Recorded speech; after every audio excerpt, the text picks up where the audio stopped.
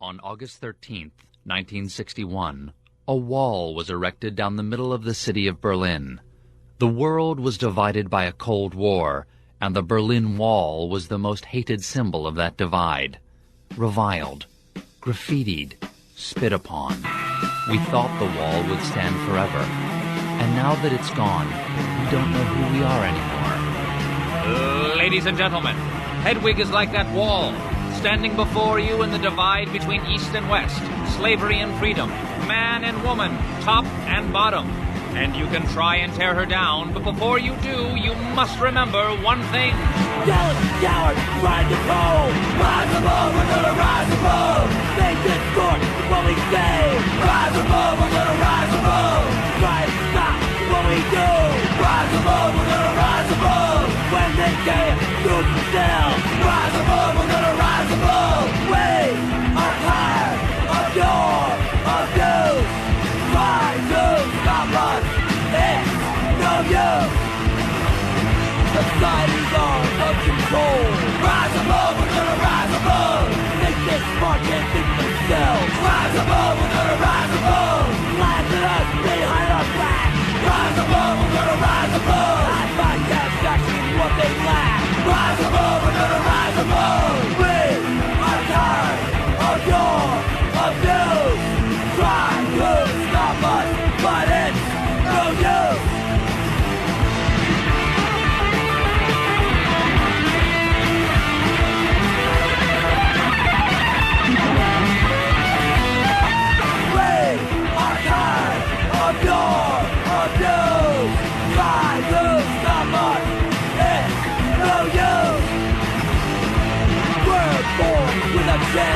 Rise above, we're gonna rise above. I am gonna have my chance. Rise above, we're gonna rise above. We are born with a chance. Rise above, we're gonna rise above. And I am gonna have my chance. Rise above, we're gonna rise above. We are tired of your abuse. Try to stop us, it's no use. Rise above, rise above. Rise above, we're gonna rise above, we're gonna rise above, we're gonna rise above. Okay, let's get down to it, boppers.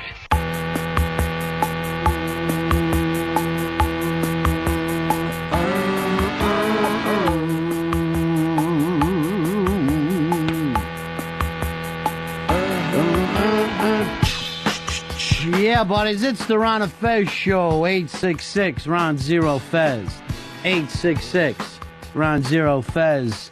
Hey, Howie, you're on the air with us, buddy. Pepper Hicks did that choice today? Oh, yeah, it's Pepper. Oh, my God. What a beauty. 12415. All right, my brother.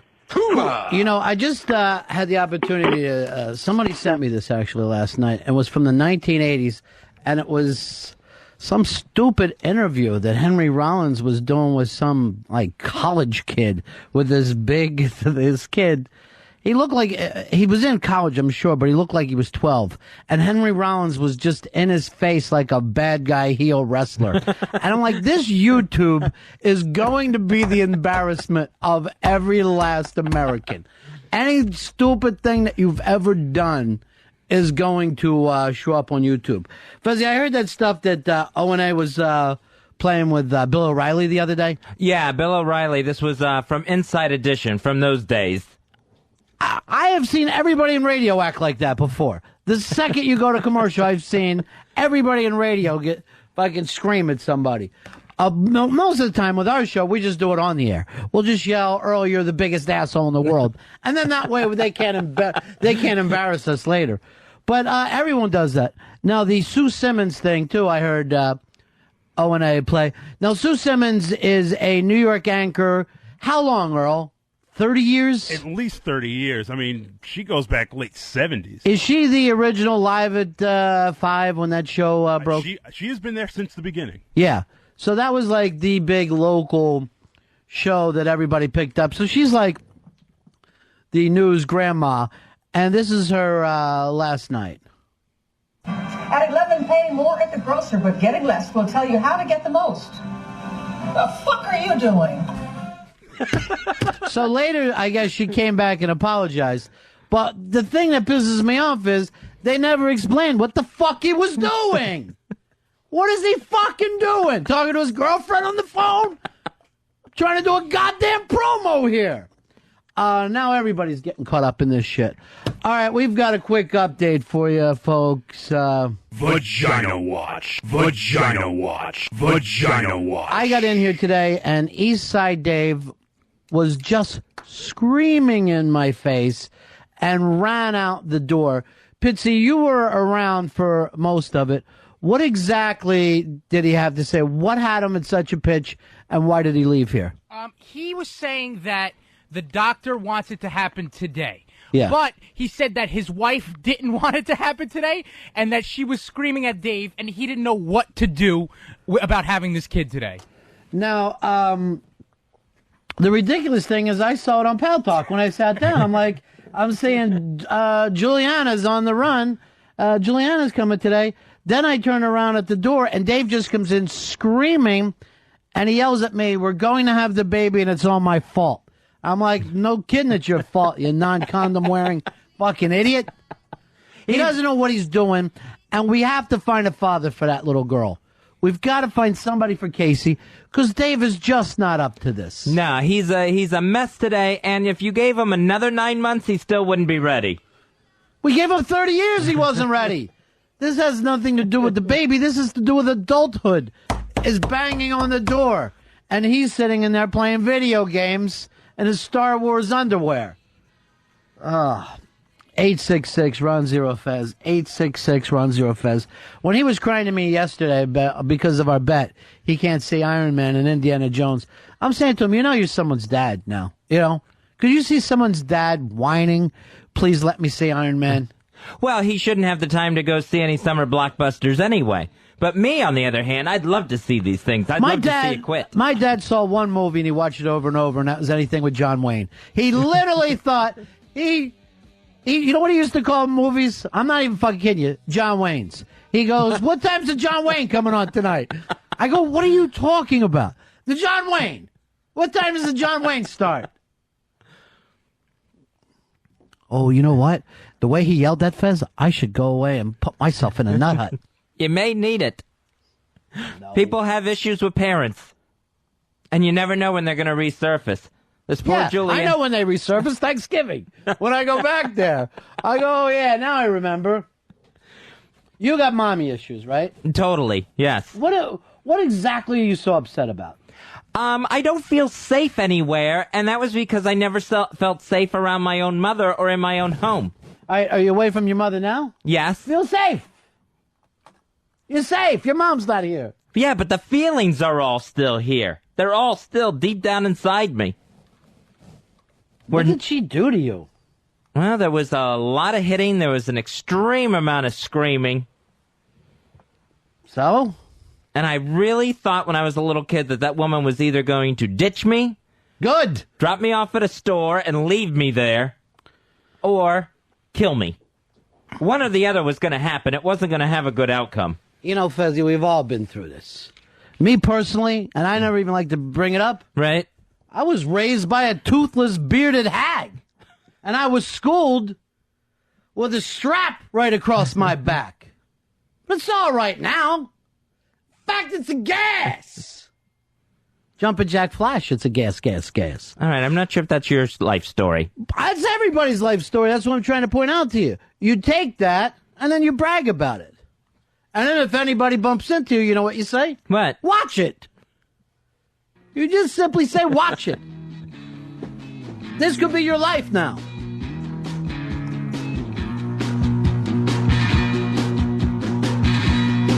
Watch it. This is your bio, Fez.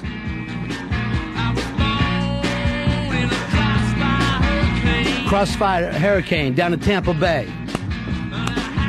Jumpin' Jack Fez. You howled at your ma in the driving rain. You feeling all right, Fez? Not really. It's a gas.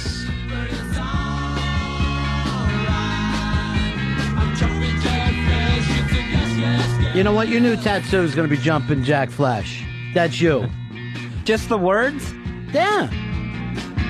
Why, what do you want, big lips and the tongue coming out?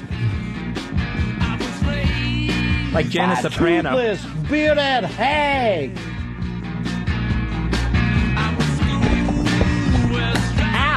Ow, stop it! That's a strap across your back. That doesn't help anything. But it's so.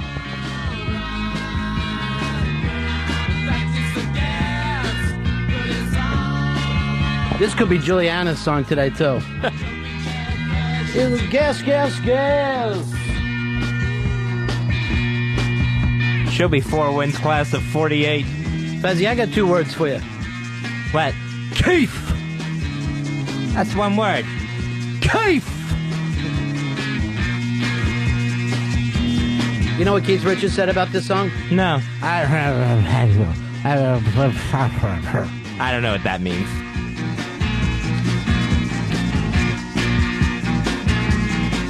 I was drowned, I was washed up and left for dead. This could be you, Fezzy.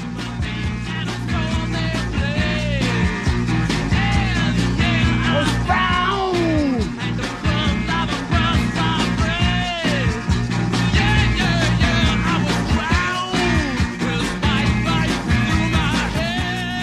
Hey, Bill.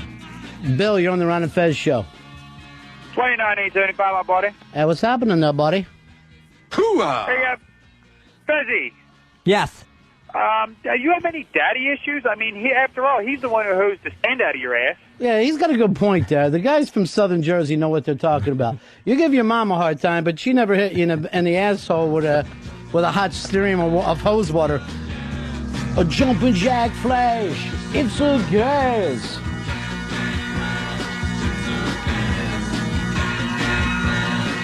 So no daddy issues, Fez? It's all mom? It's all mom. I really don't have any dad issues. The only dad issue I have is that he let her get away with it. Did you ever bring it up to him?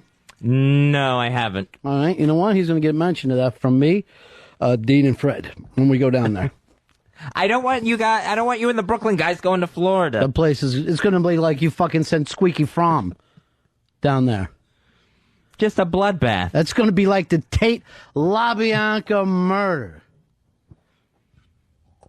I don't think it's going to help anything.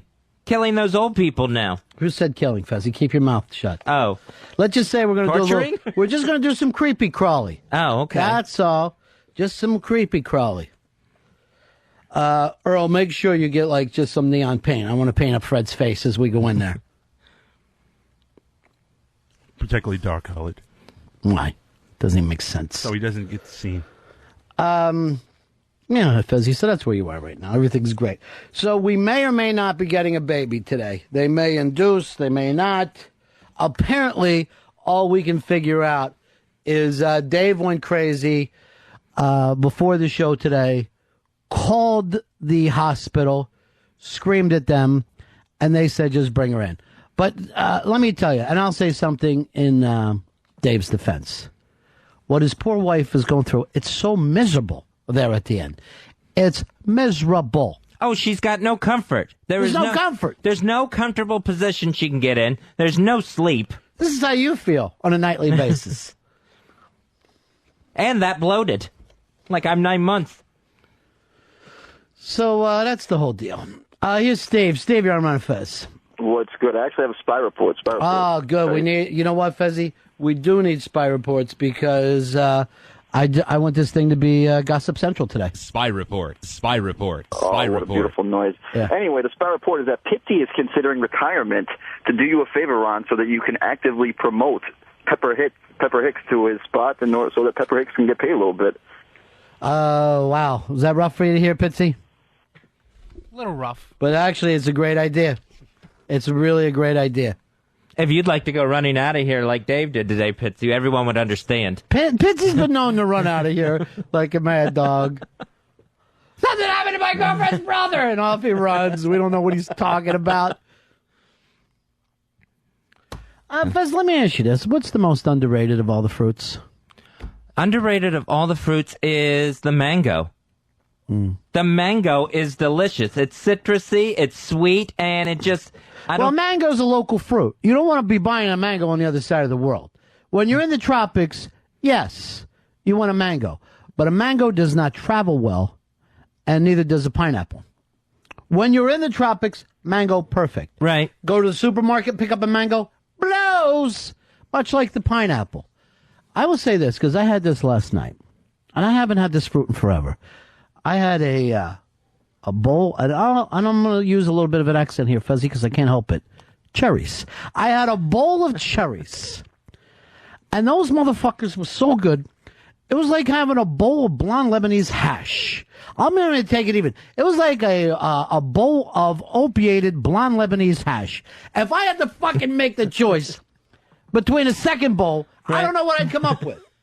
Nah, I'm lying. I'd choose the hash every time. Remember that joke? Hey, Hang, I'm thinking blonde on blonde. And then we would laugh and we'd laugh. That meant another bowl of hash, Fuzzy. Me and you have nothing in common, do we? Well, not hash anyway. Two strangers propping up a show. Those cherries were so good. Now I'm thinking to myself, how come I don't eat fucking cherries all the time? I called my chick in. I go, where'd you get these fucking cherries? Off the street. She got them from like a little fucking guy on the street selling them. Here's Hicks. Hey, I think the pomegranate is very underrated because it's so delicious and it's hard to eat and it gets messy. I'm going to tell you something that's a little bit embarrassing. I grew up calling the pomegranate a Chinese apple. And I never knew. People use the word pomegranate for me forever. I had no idea what they were talking about. Finally, I go, oh, you mean a fucking Chinese apple? So I don't know where that name came from or why we called it that. I've never heard of that. Chinese apple? Yeah. Earl? That's what we always called it in Queens. Lily, you're going along? Yeah, that's all my immigrant parents would call it. Yeah. Bitsy? Chinese apple. Yeah, Chinese apple was the fucking word. I've never heard that. So I didn't even know pomegranate until fairly recently. And people are going, oh, you got to have a pomegranate. I go, never have. Then finally they go, here it is. I go, that's a fucking Chinese apple. And then they, pointed at me. And they go, you can't throw Chinese in front of apple. There's nothing wrong with that. Are they from China? The pomegranate? So. Probably originally. Yeah. I'm sure they're an Asian thing. If not China, somewhere in the Orient. Well, the mango that you talked about, tropical thing. Right. Cherries, where do they grow? Are we talking Washington State? Yeah. Or just in Chekhov Place? Do they only grow in Chekhov Place? All right, 866-RON-0-FEZ, 866-RON-0-FEZ.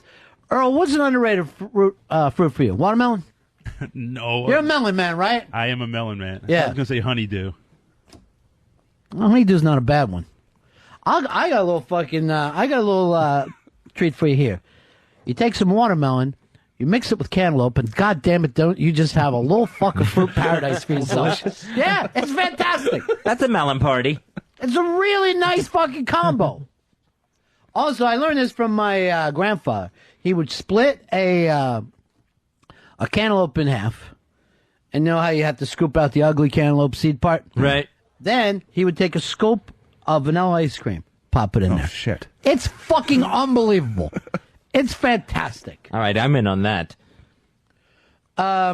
Here's Rob. Rob, we're talking about the underrated fruits of the world. What do you got for us? Hey, guys, I'd have to say most underrated fruit is Fez. You know what? I'm not going to put up with that. Fez is wrong. Fez is recently back from the nut house. And let me tell you something, Fez. It's all right now. In fact, it's a gas. Here's Stan. Stan, you're on Ron and Fez.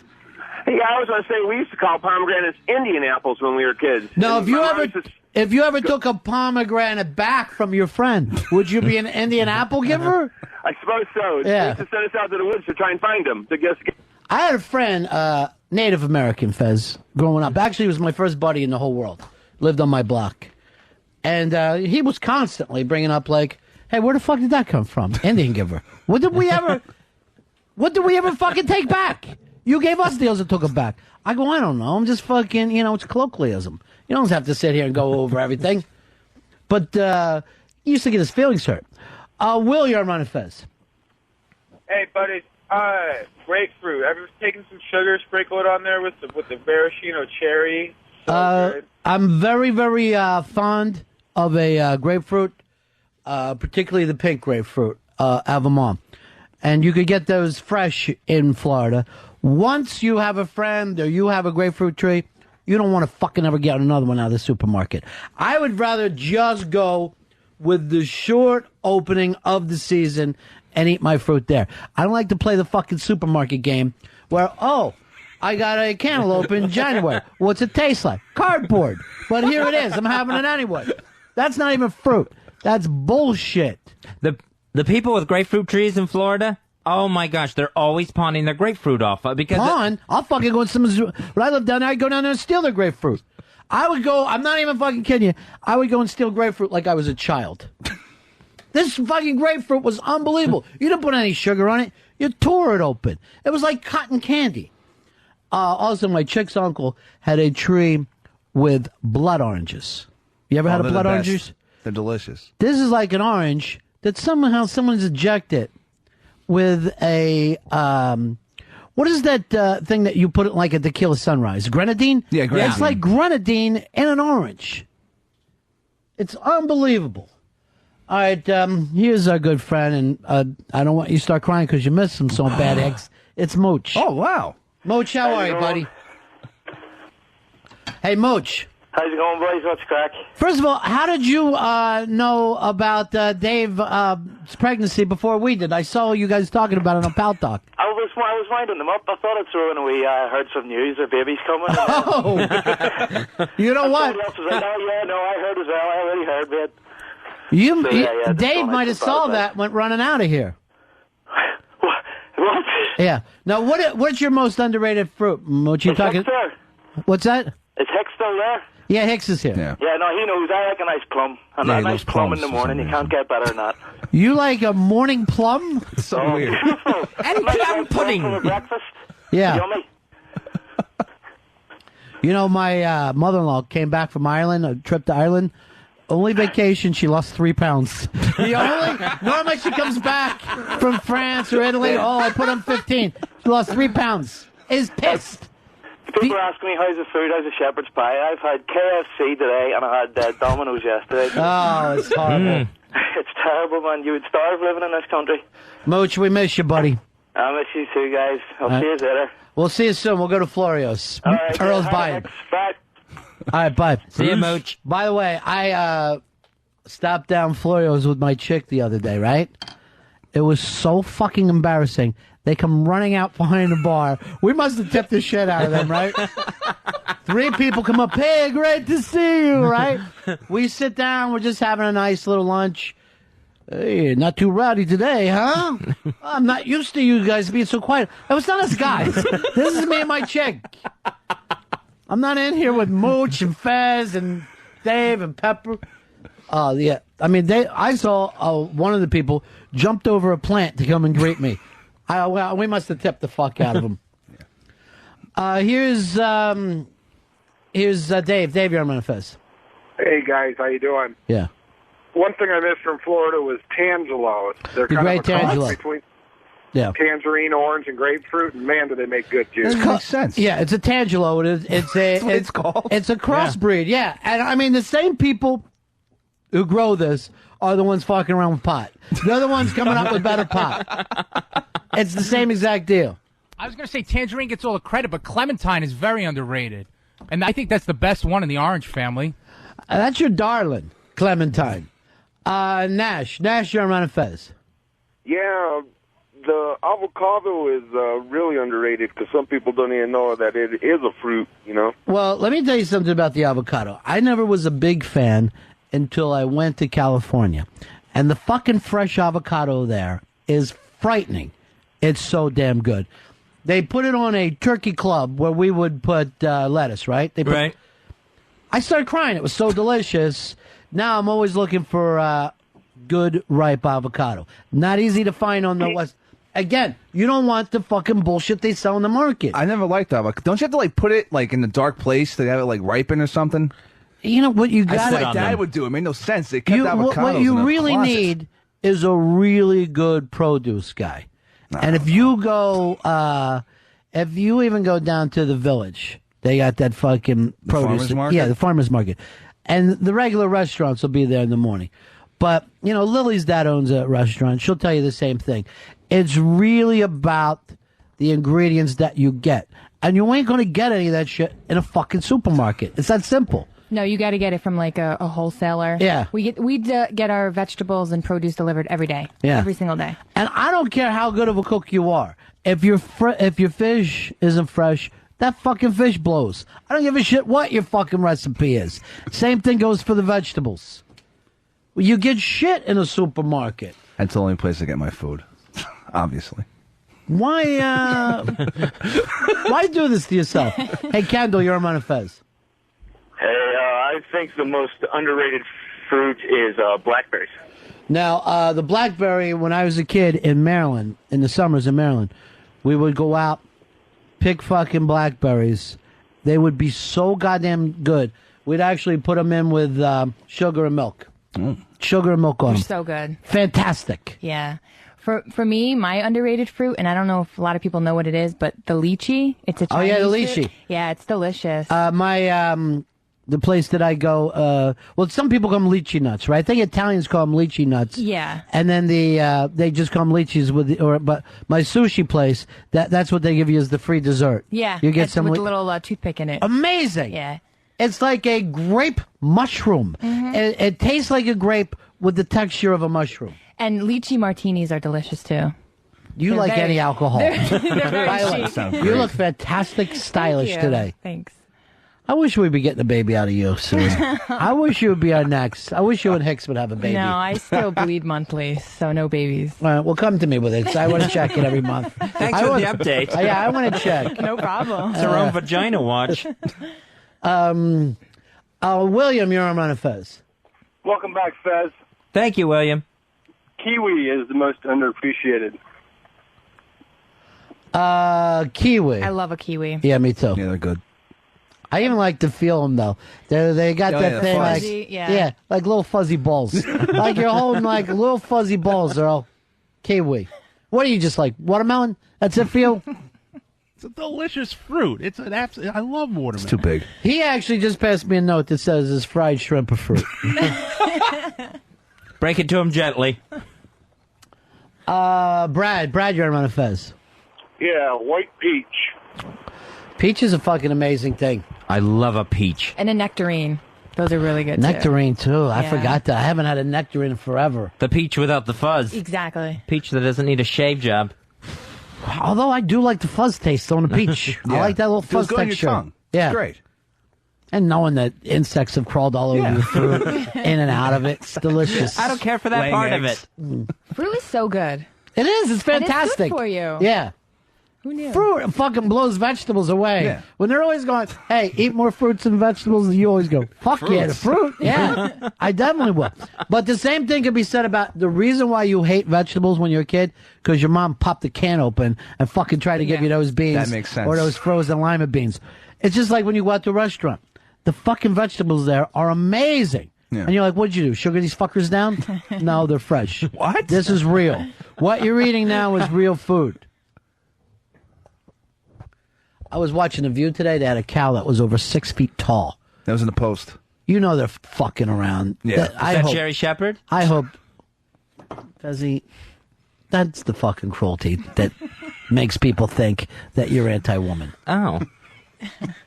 Oh, a real cow. I'm not even talking to you right now. Here's Mark. Mark, you're on Fez. Hey, buddy. Hey, buddy. Hey, Fezzy, welcome back. Missed you. Thank you, Mark. Hey, favorite fruit down here in South Carolina is a muscadine. A muscadine is only grown in the South, but it is a wild berry, has a vine. It looks like a grape, but it tastes like kind of a melon. Now, can you make a muscadine wine? Yes, yeah. That's, everybody's uncle or cousin has made muscadine wine. Because I And think you'll get 3 sheets to the wind. I think like the real romantic job in this world now is to own a vineyard of your own and make your own wine, and that's the fucking gimmick. That makes you look like your life is cultured. together. Yeah. Yeah, it don't matter what else you can do. You can scratch your balls, you still look like you got your shit together because you got a nice vineyard, and they're popping up all over the country. It used to just be, California and upstate New York. But now there's like Virginia wines, Right. and you just start to look all over the country, and they're getting into it. Here's Rube. You're on Ron and Fez. Hi, Fez. I love you. Thank you, Rube. Hey, how about the grapple? It's an apple that tastes like a grape. Get away. Here is Lenny. You're on Ron and Fez. Hey, guys. How you doing today? Welcome back, Fez. Thank you, Lenny. Most underrated fruit is a fresh fig off the tree growing in your backyard when you're a kid. I like a sweet fig. Baked figs are good too. Fig is a nice thing. Now, is that the Greeks that eat a lot of fig? Yeah. It's very Mediterranean. Yeah. I'll eat fig too because it reminds me of pussy. I don't care what anybody says. Looks just like it. Now, is that like a date? Well, it is for me, Fezzy. I'm not going to lie to you. I was always going to end with me, fig. Look who it is, Fezzy. It's your best friend in the whole world, the Z-Man. Hey, Fezzy, you sound fantastic. Welcome back, buddy. Thanks, Z-Man. I appreciate you judging. What's that? Go ahead. What can we do for you? Oh, come on, you What can we do two. for you? Come now, on. you're talking about fruit, and you remember we talked about this when I went down to Dominican and Honduras. The fruit is not like fruit here. It's I remember almost- you talking about it. I don't remember the rest of us jumping into this royal conversation. But go ahead. I agree with him. I said the same thing, though, about pineapple and all down there. The fruit, when you get it fresh, you know, because I didn't even grow up liking a pineapple because of fucking dull pineapples. It's You know? hard and it's sour, right? It's fucking tastes like shit. I know. Down I'm there- telling you, a real fucking pineapple, you could bite into the goddamn thing. It's like butter. It's like that tender? Yes, it's Nuts. ridiculous, and it's so fucking sweet. It's Because it crazy. grows in these people's backyards. I mean, they said to me, Tommy, you want lemonade? I said, sure. They walked in the back, pulled some lemons off the trees, and made lemonade. You know, Yes, the- that's where lemonade comes from. That's them looking on the it doesn't bright come to the side. supermarket. But I'm sure if they came up here, they go, "Hey, these fucking apples are good." I don't know. Z-Man, I want you and like you Fezzy to have a sit down. I want you guys to work this thing out. Fezzy, what What are were we yours? working out? Your shoes too stupid? Is that what it was? Yeah, apparently. Are you wearing them now? Yes, I'm wearing those same shoes. We're not going to get it anywhere with those shoes. Oh, man. That kept us out of that restaurant. Lil, your dad has a nice restaurant. Would he let Fez in with those shoes? No, I wouldn't let Fez in with those shoes, and I know Fez. Thanks, Lily. But those are really bad shoes. There's nothing wrong with these shoes. They're There's comfortable. They're neon- nice looking. Neon piping. Yes. They They're look- flashy. It looks like the 80s threw up on your feet. Seriously, I want you guys to work this out, though. It's really getting bad. You know what I mean? You were both my buddies, and then you don't like each other ever. Oh, get out of here. I love Fez. I don't give a shit if he hates me. I love him. All right, so it's just one side. Your thing is like you say, "Oh, get out of here." You got to bridge this thing. I think it could be done with cigars, but that's me. I think if Fez really got a nice thing of cigars, he would love Z-Man. That would be a step in the right direction, anyway. All right, Z. And one conversation from you that didn't involve, how they made lemonade out of lemons. It's just a little bragging. He likes to do a little bragging. We've all had lemonade. It's not that great of a story to hear it this many times, Ron. Fez, he's been some places you haven't, and he wants to fucking hold that over your head. Yeah, well, I'm sorry. Maybe one day I'll get to the lemonade capital of the world. One day, he actually said this to Mooch when we went out to eat. You haven't been in New York since you've eaten. You haven't been in New York until you had a cannoli. And like Mooch is like, what the fuck? That he acts like it's a saying. Like everyone in New York says it. Hey, but you know, Mooch went ape shit over those cannolis. He said it was like the best He was dessert drunk. he ever had. True. Yeah, he's always And high. he's always bringing it up to us. Tommy, I'm trying to tell you how to fit in, and I'm trying to tell you, you can't go this show of yours. It's got to get on the air. We can't hold it out there for 6 months. I'm aware of that. I talked What are to you Earl doing? today. What are you doing? We talked to Earl today. We're getting on almost immediately. I said, I want to set this date. He said, fine.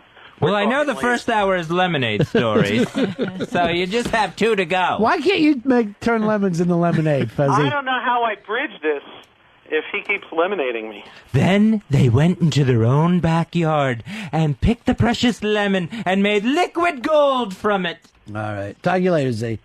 Yeah, let's bridge this. It's really uncomfortable.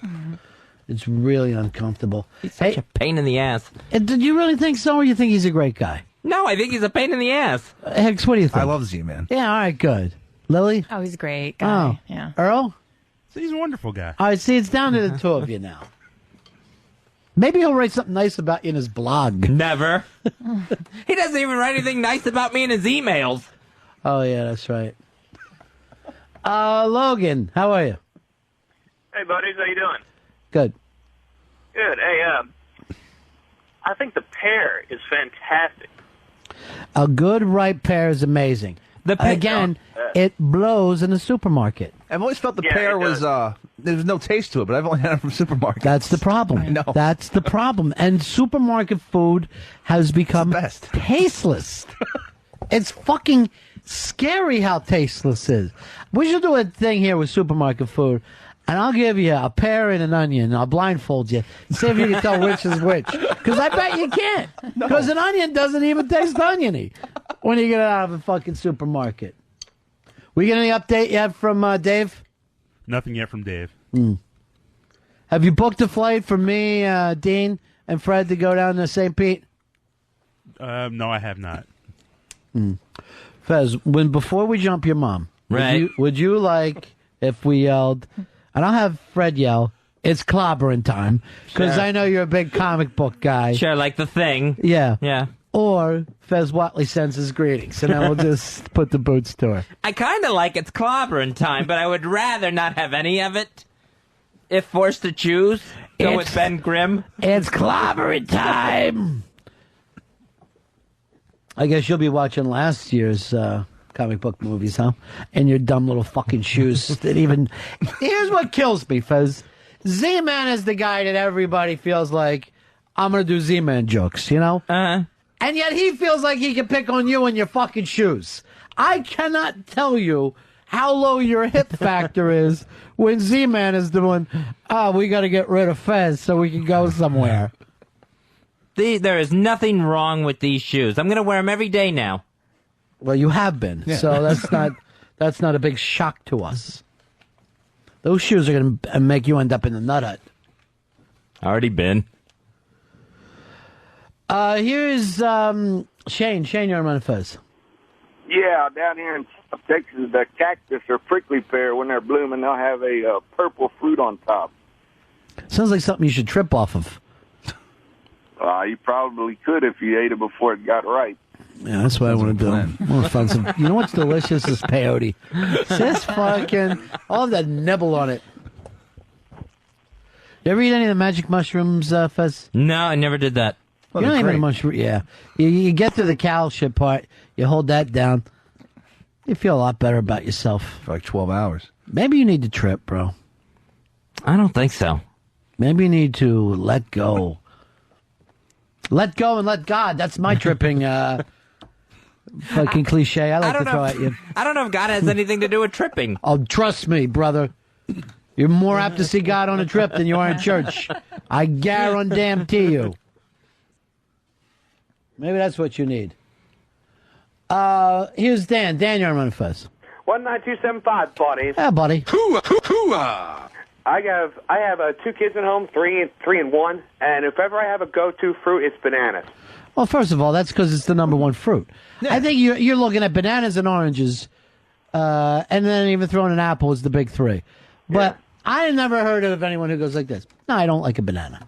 I really don't like the taste of banana. It's impossible not to like banana. It's the most convenient fruit, too. In what way? Where you can peel it and not like an apple or anything. Oh, you don't have to wash it. Yeah, you don't have to wash it. And unlike an apple or an orange, you're not going to get covered with juice while you're eating it. It basically comes in its own container. It's very nice. You really worry about a mess, don't you? Yeah, constantly. Why? I don't like to be sticky. It's a good on-the-go type of fruit. And it's also really good if you fry up a banana. Well, plantains. You're thinking plantains now. Well, no, you can actually just fry up a banana. It's delicious. Put a little whipped cream on it.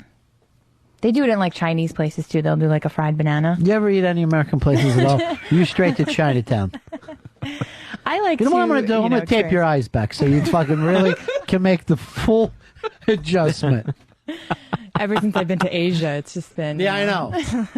You know their vaginas are tilted. That's really weird. Isn't it? Just like your eyes. Their vaginas are tilted. You ever been with No, Asian just girl? white women. Just white? Is that on purpose? No. It is for Earl. I know. Earl, is that He's you a like racist. ring the bell whenever you get a white woman? You're no closer to the June 1st thing? No, I'm not. You know you're 2 weeks away from you and Fez banging on Pal Talk. I'm quite aware of it. It consumes my And every Fez, thought. I hand you something on a plate. Gone. Yeah, I messed that up. I did get some numbers in the Nut Hut of some people. Crazy women? Yeah. So everyone exchanged numbers on the way out the door. Whenever someone was getting out. Are you saying you were attracted to a crazy woman? The pissing girl? No, not the pissing girl. Get the pissing girl. Yeah. You said she was tiny, right? Yeah, she was very tiny. Put her in a baby bed. Put her in the crib. Enjoy yourself. And still able to break up furniture. Crazy girls are always good lovers. Yeah. Well, until you come and then they still want to keep fucking. That's the problem with it. True. I had to tell you a fucking disastrous story where a crazy girl wasn't even pleased by a train. What the And fuck? later, you hear some moaning. You go into the fucking garage. There she is on the handle of a fucking lawnmower. Oh, jeez. Fucking lawnmower handle. That's when I said, this fucking coke is devil dust. This is fucking devil dust. I'll tell you, you see a girl fucking a lawnmower, your dick's gonna get hard again. I don't care who you are. Was it raw? Was the handle raw? It was, yeah, there was no. Fez's whole thing about germs, that was thrown out the fucking window during this disastrous, the darkness. And now you want to sit around and talk about fucking blood oranges? Forget about that. Here's James. James, you're on Ron and Fez. Hey, afternoon, fellas. Yeah. Hey, I got to throw my support behind blueberries. You can eat them fresh off the tree or frozen, also delicious.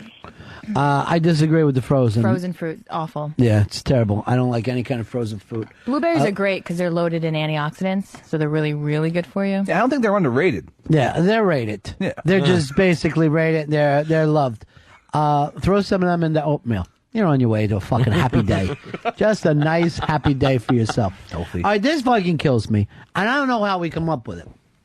But if you take what fruit tastes like, right?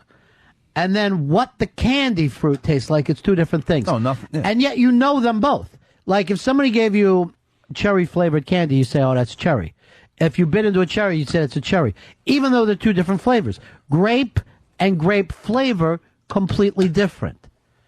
I don't know why or how we done it. The only thing that really matches up is the colors. Yeah. Yeah. But at some point, we all know what artificial grape tastes like, and we call that grape. But if we bit into a real grape, we would go, wait, this grape doesn't taste grape. That's the nuttiest thing that happened. And if you bring it up to people, and I have before, they do what you guys are doing. They just glaze over. And they go, I'm not even taking in the information. It's flavor science. It's the fucking strangest thing in the world. But who invented that? Some motherfucking mad scientist had to say, I will call this cherry. I will call this banana. I will call this grape. And it's a lie. Orange soda does not taste like an orange. And yet we will call it orange soda. Well, that's the color it is. That's all. People just associate what they see. I mean, that's it? It's that simple? I think so, yeah. I mean, why didn't our minds reject it? Like when... Because we're sheep. And we do anything the big fucking corporations tell us. And there's sugar in it. Yeah. We ought to true. fucking change the name of this country to Babao Town. And just let them know. And our flag, Fezzy, should just be wool. We're just fucking saluting wool. I don't know why that is. I don't know why it fucking tastes so crazy like that. We should do a taste test one day where we'll have actual fruit and then candy fruit. Yeah, Jolly Ranchers. Earl, you have a grape soda with every lunch, right? On occasion, What is it about yes. grape soda with the brothers? It tastes so good. Does it? Yes. Even when you're It's not above the that age good. of 4? Yes. It really does. Then why isn't it a cocktail? Why aren't you having a fucking gin and fucking grape soda?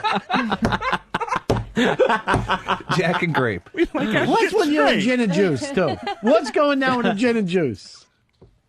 What is that all about? It's just a You ghetto. jumping on it? Why I bring it up? Like it's just one of those things where you got to use what you have. And What do you juice mean you is got to around. use what you have? You have the same exact supermarkets as everybody else. You have the same liquor store. No, but it's a price thing. You don't have that much money to get everything. So else. you're saying that you got your mind on your money and your money on your mind? Is that what this is about? Yes, we got to be mindful of what little money we have. I hope Obama fucking comes into this. I'd vote for him then. Yeah, me too.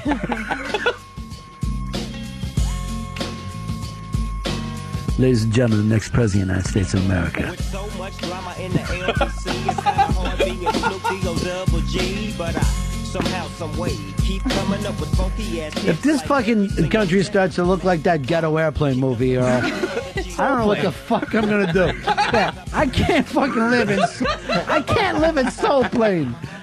Oh, that'd be cool, though. They ain't leaving till 6 in the morning. So what you gonna do? I got a pocket full of rubbers and my homeboys do too. So What year was this, Earl? 92? Yeah, that was the fucking peak. Yep. Now we have Soulja Boy. You still in the Soulja Boy? There's a video going online that of some chick freaking out, freestyling at an old woman, and the Soulja Boy song, like freaking out on her. It's the most bizarre thing in the world. I want to see it. Johnny sent it to me. Fucking hook me up with it. Put it up on the big screen. Give me every stupid YouTube thing that's out there. I'm even going to believe the one that when the father comes in and catches the girl masturbating in front of her fucking camera, even though I know that's a set-up lie. What are you doing? Get out!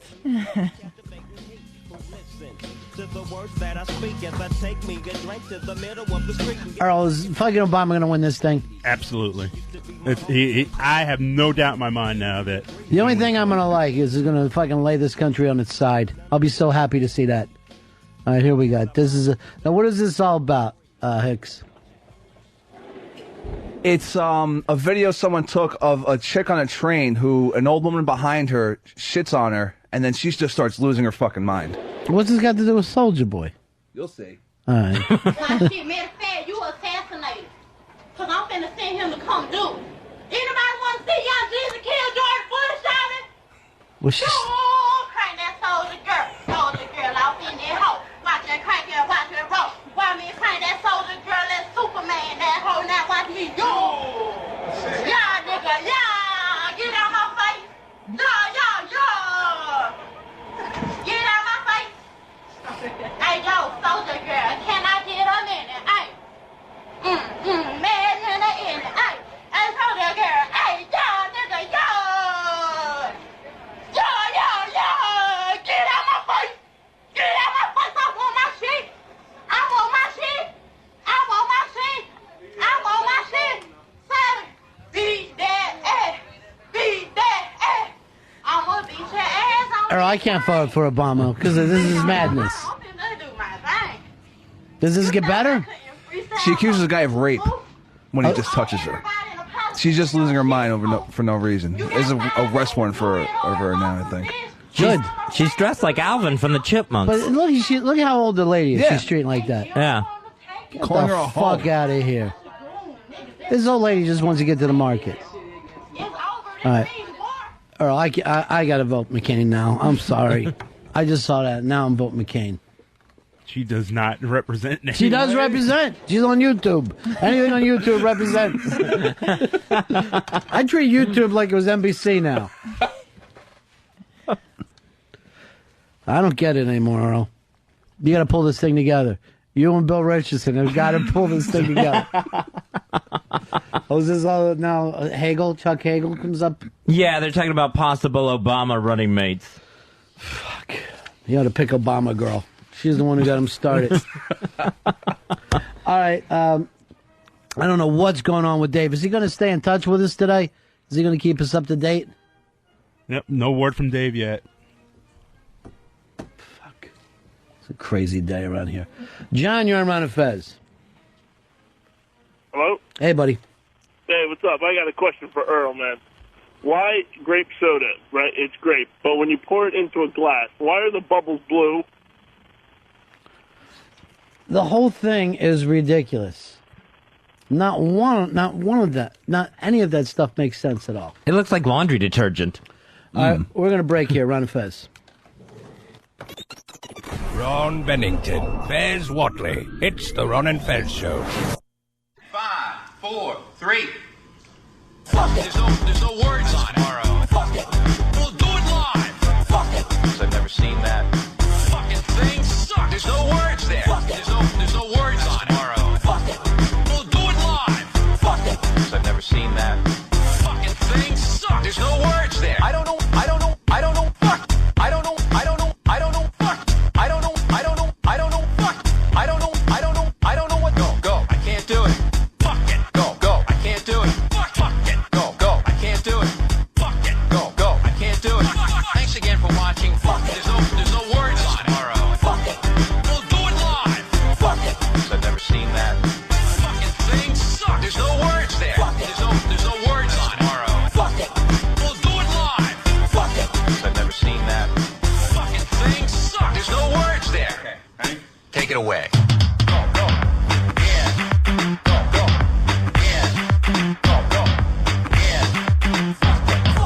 We'll do it live. We'll do it live.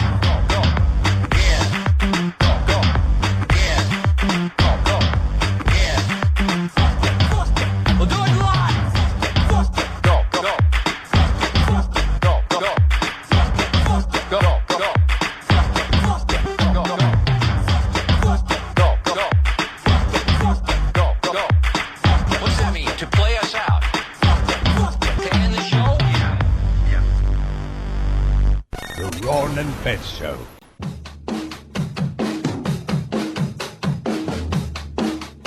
Well, if you'll excuse me, I'm going to go on an overnight drunk, and in 10 days, I'm going to set out to find the shark that ate my friend and destroy it. Anyone that would care to join me is more than welcome.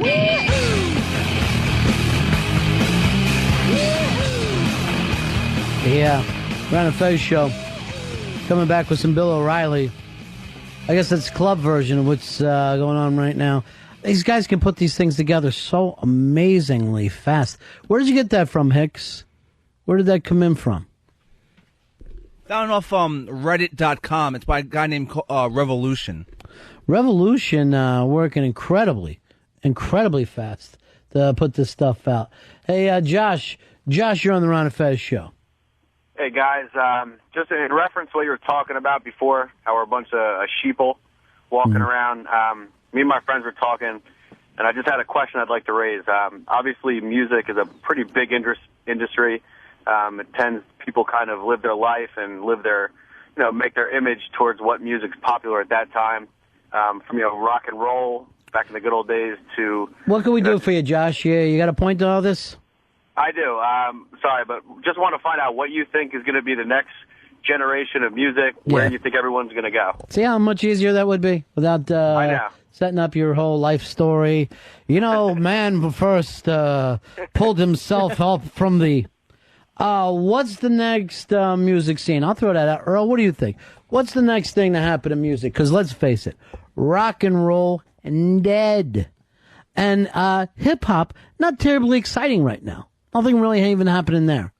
I think you're going to see kind of a hybrid of the two as far as having the hip-hop mindset with big beats and major studio production. Yes, in 1997, I would have said yes, Limp Bizkit. But, Earl, that's already done, and no one cares. Let me go over to Hicks, who actually pays attention to music, unlike Earl. Earl's going to say, I really think classic rock is coming back in a big, big way. What's next to music? Well, I like to hope that it would be a resurgence in rock and roll. Yeah, that's done, my friend. It's done.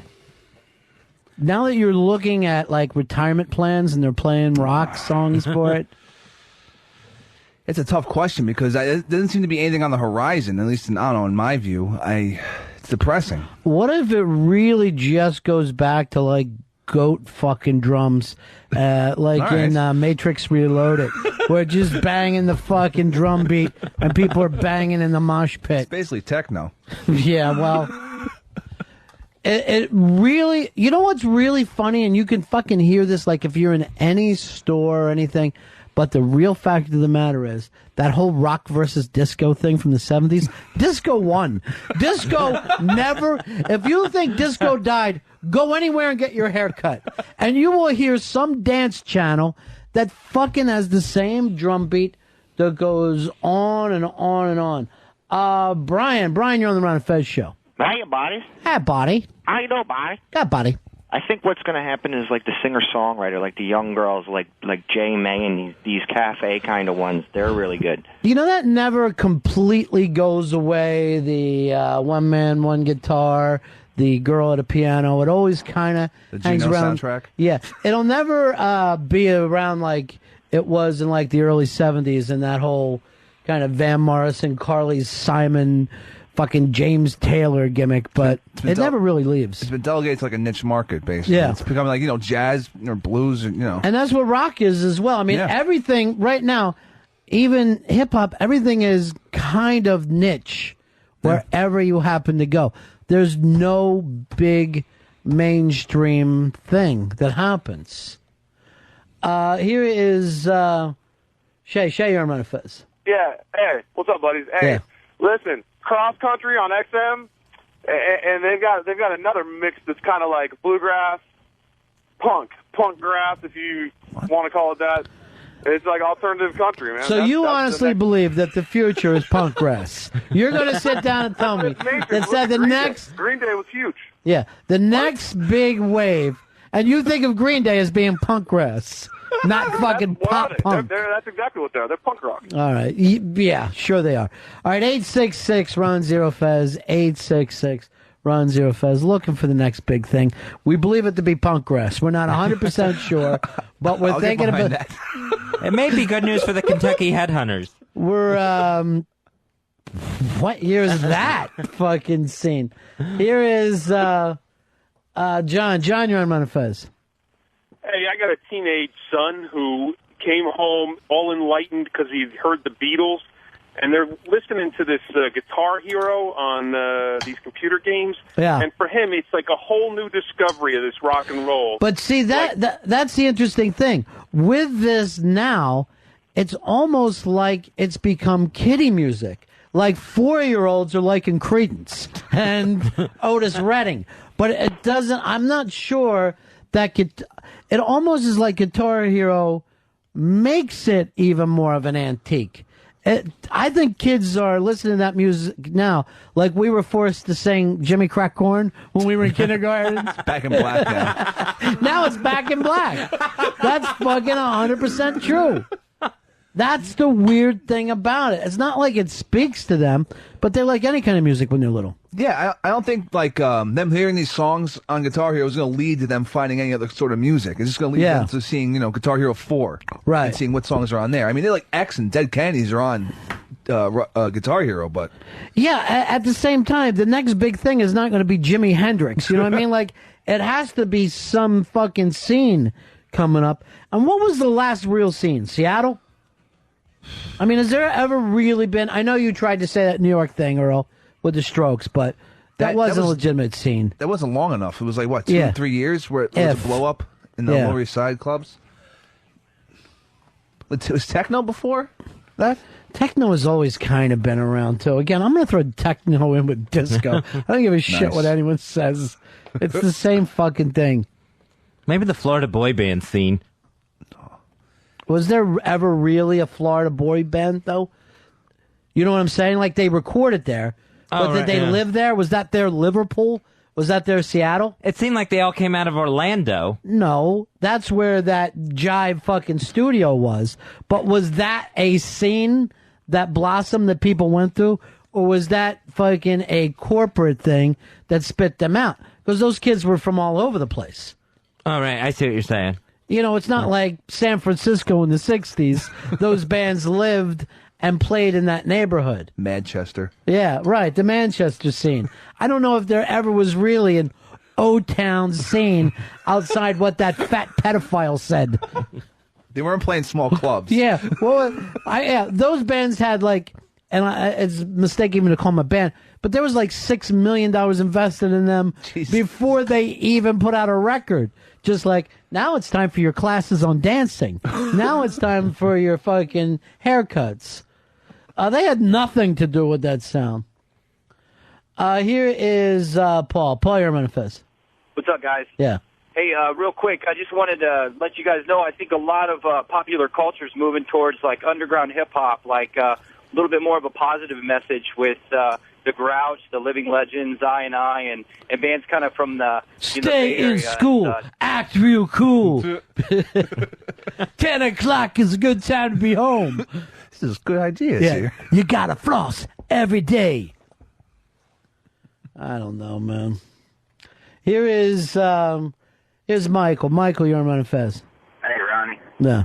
The big thing in the United States right now, people don't realize, is contemporary Christian. You take Daughtry, his big song "Home" sold all them records because that song "Home" was the Christians took it as a gospel song, and you take Third Day, Casting Crowns, Evanescence, all these big Christians, they're filling up stadiums. And that's never happened before in the United States. I mean, Christian rock right now is just huge. Yeah. I say for those about the Christian rock, we salute you. That's my own gimmick there.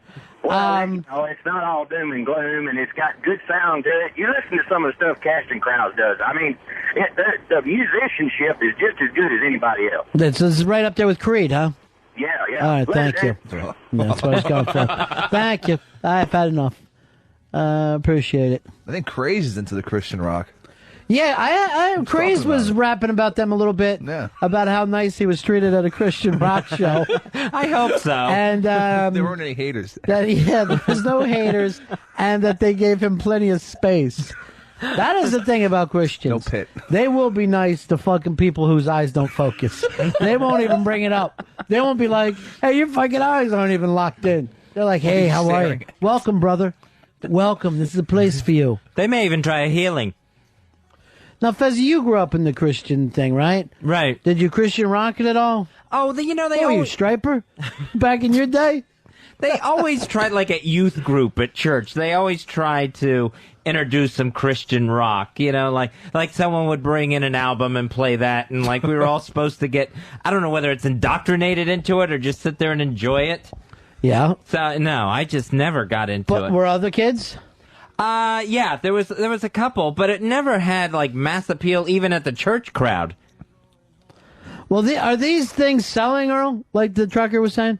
They're doing extremely well. I mean, they don't sell like, the tens of millions, but they do very well. They sell anywhere between 250,000 to 500,000 copies, which, I mean, of straight CDs, not just downloads. Right. We should put together a hip-hop Christian boy band and just see if we can't please everybody. I want to come out with a band called the Christian Monkeys. And they're just real cute Christian kids. See if it catches on. But humans won't evolve from them. I'll tell you, say whatever you want. Those little fucking Christian girls are hot. Oh, yeah. And they got, and I don't know if this is true, but their vaginas are like a crucifix. It's just like, it's very... I didn't know. Very interesting. Catholic girls, too? Just Protestants? Let me tell you, Catholic girls are having babies by the time they're 14 in my neighborhood. They'd fucking drop them right out of their little schoolgirl outfit. A baby would just drop on the ground. You will never find a sexier look than with that little schoolgirl thing with the tie and that crazy. Yeah. Oh, the Japanese schoolgirl, too. That's a little weirder. That's very hot, though. It works. Yeah. Then for some reason, they'll put them in a little sailor suit. Yeah. Honey, I want you to put on the sailor suit tonight. Get out there. Here's Rich. Rich, you're on Ron and Fez. Hey, what's up, guys? Yeah. Wanted to tell you about this band that's catching a lot of heat now called Justice. They're from France on this label called Ed Banger, and they like mixing like disco and rock and roll together, and it's kind of crazy. Well, if they're mixing disco and rock and roll, why not just call themselves Queen and leave it at that? That's when you knew that rock would never come back. Queen? When Queen got big, you're like, disco has just fucking won, because Freddie Mercury was like a disco diva. That's all he fucking was. He might as well have been fucking singing Last Dance up there. No. It's the same exact fucking song.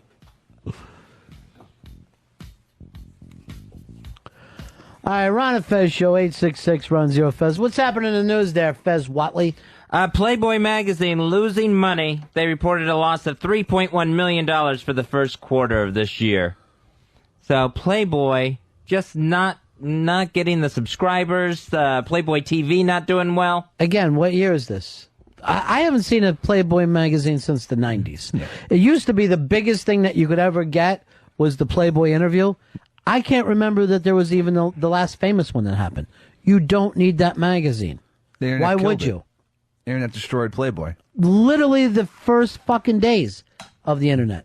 It was over. Because why spend $6 on a magazine when an internet connection? And the women that you could actually fucking see banging. You don't have to fucking wait like in Playboy.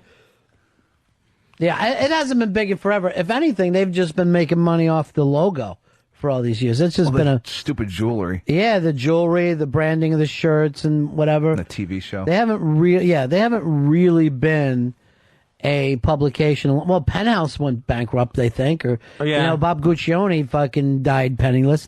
The guy from Hustler, he makes money distributing magazines more than he does from just the Hustler brand. It's over. The internet does a better job. Yeah, I just wonder if there's anything they could do to come back. Or maybe they just need to concentrate on that Playboy.com. Maybe make it a little raunchier. Again, it's over. You don't really... No one even goes to their one porn site and pays money. No. It's senseless to do that. There's no hardcore on it. Why would you go to but even if there was, what are you going to do? Give them your credit card and pay $35 a month? I don't even fucking get it.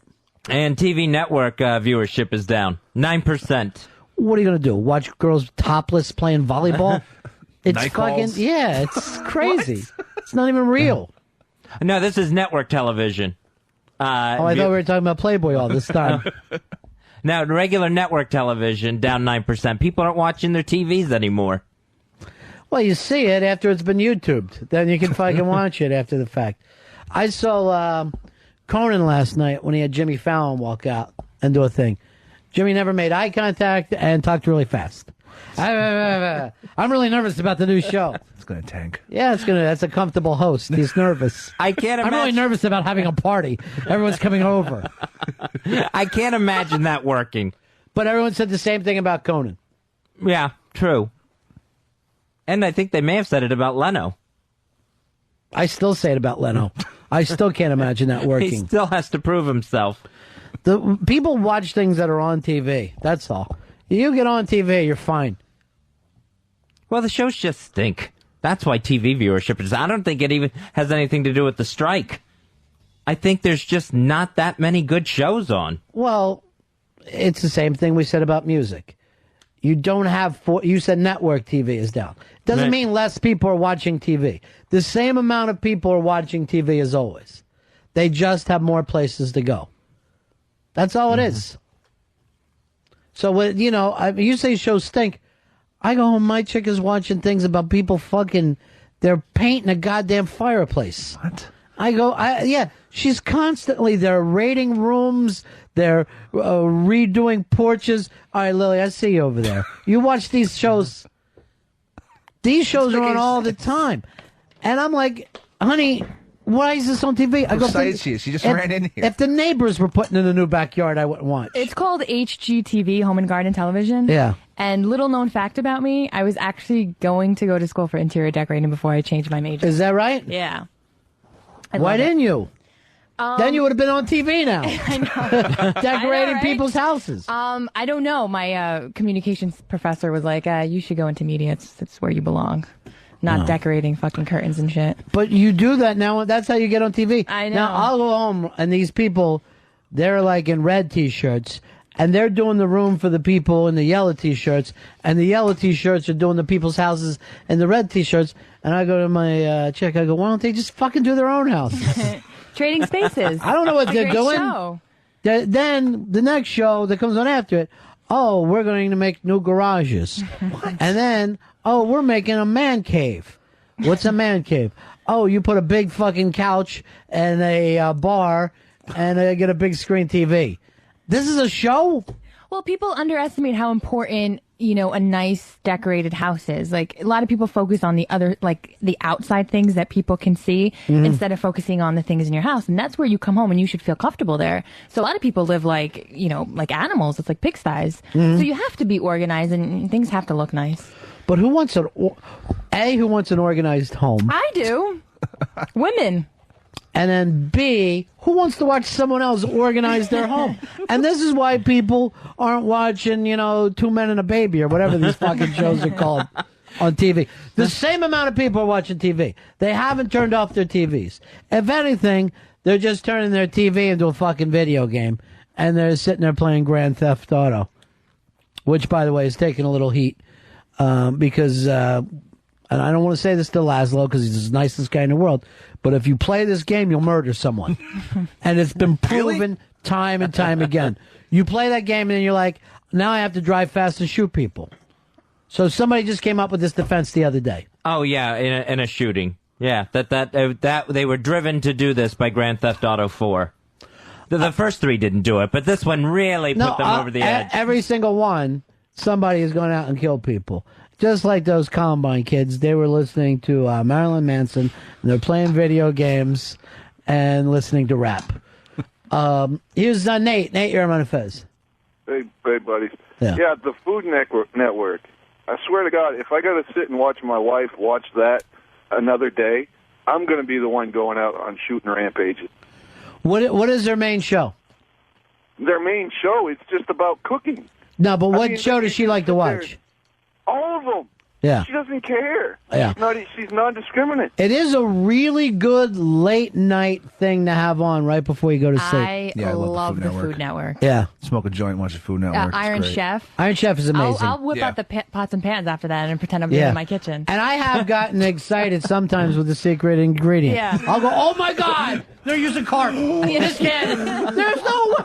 How are they going to make a dessert?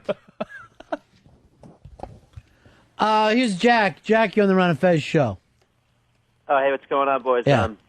I'm watching just about the same amount of television as I ever did, but now that I have HD, it's like, why would I watch a scripted piece of shit show when you could watch something like Deadliest Catch or something on National Geographic or HD Theater that's going to blow your mind? And blow your mind, man. It's true, dude. You can But get those so things crisp are and watch just one of those shows. If you think that they are non-scripted, you are insane.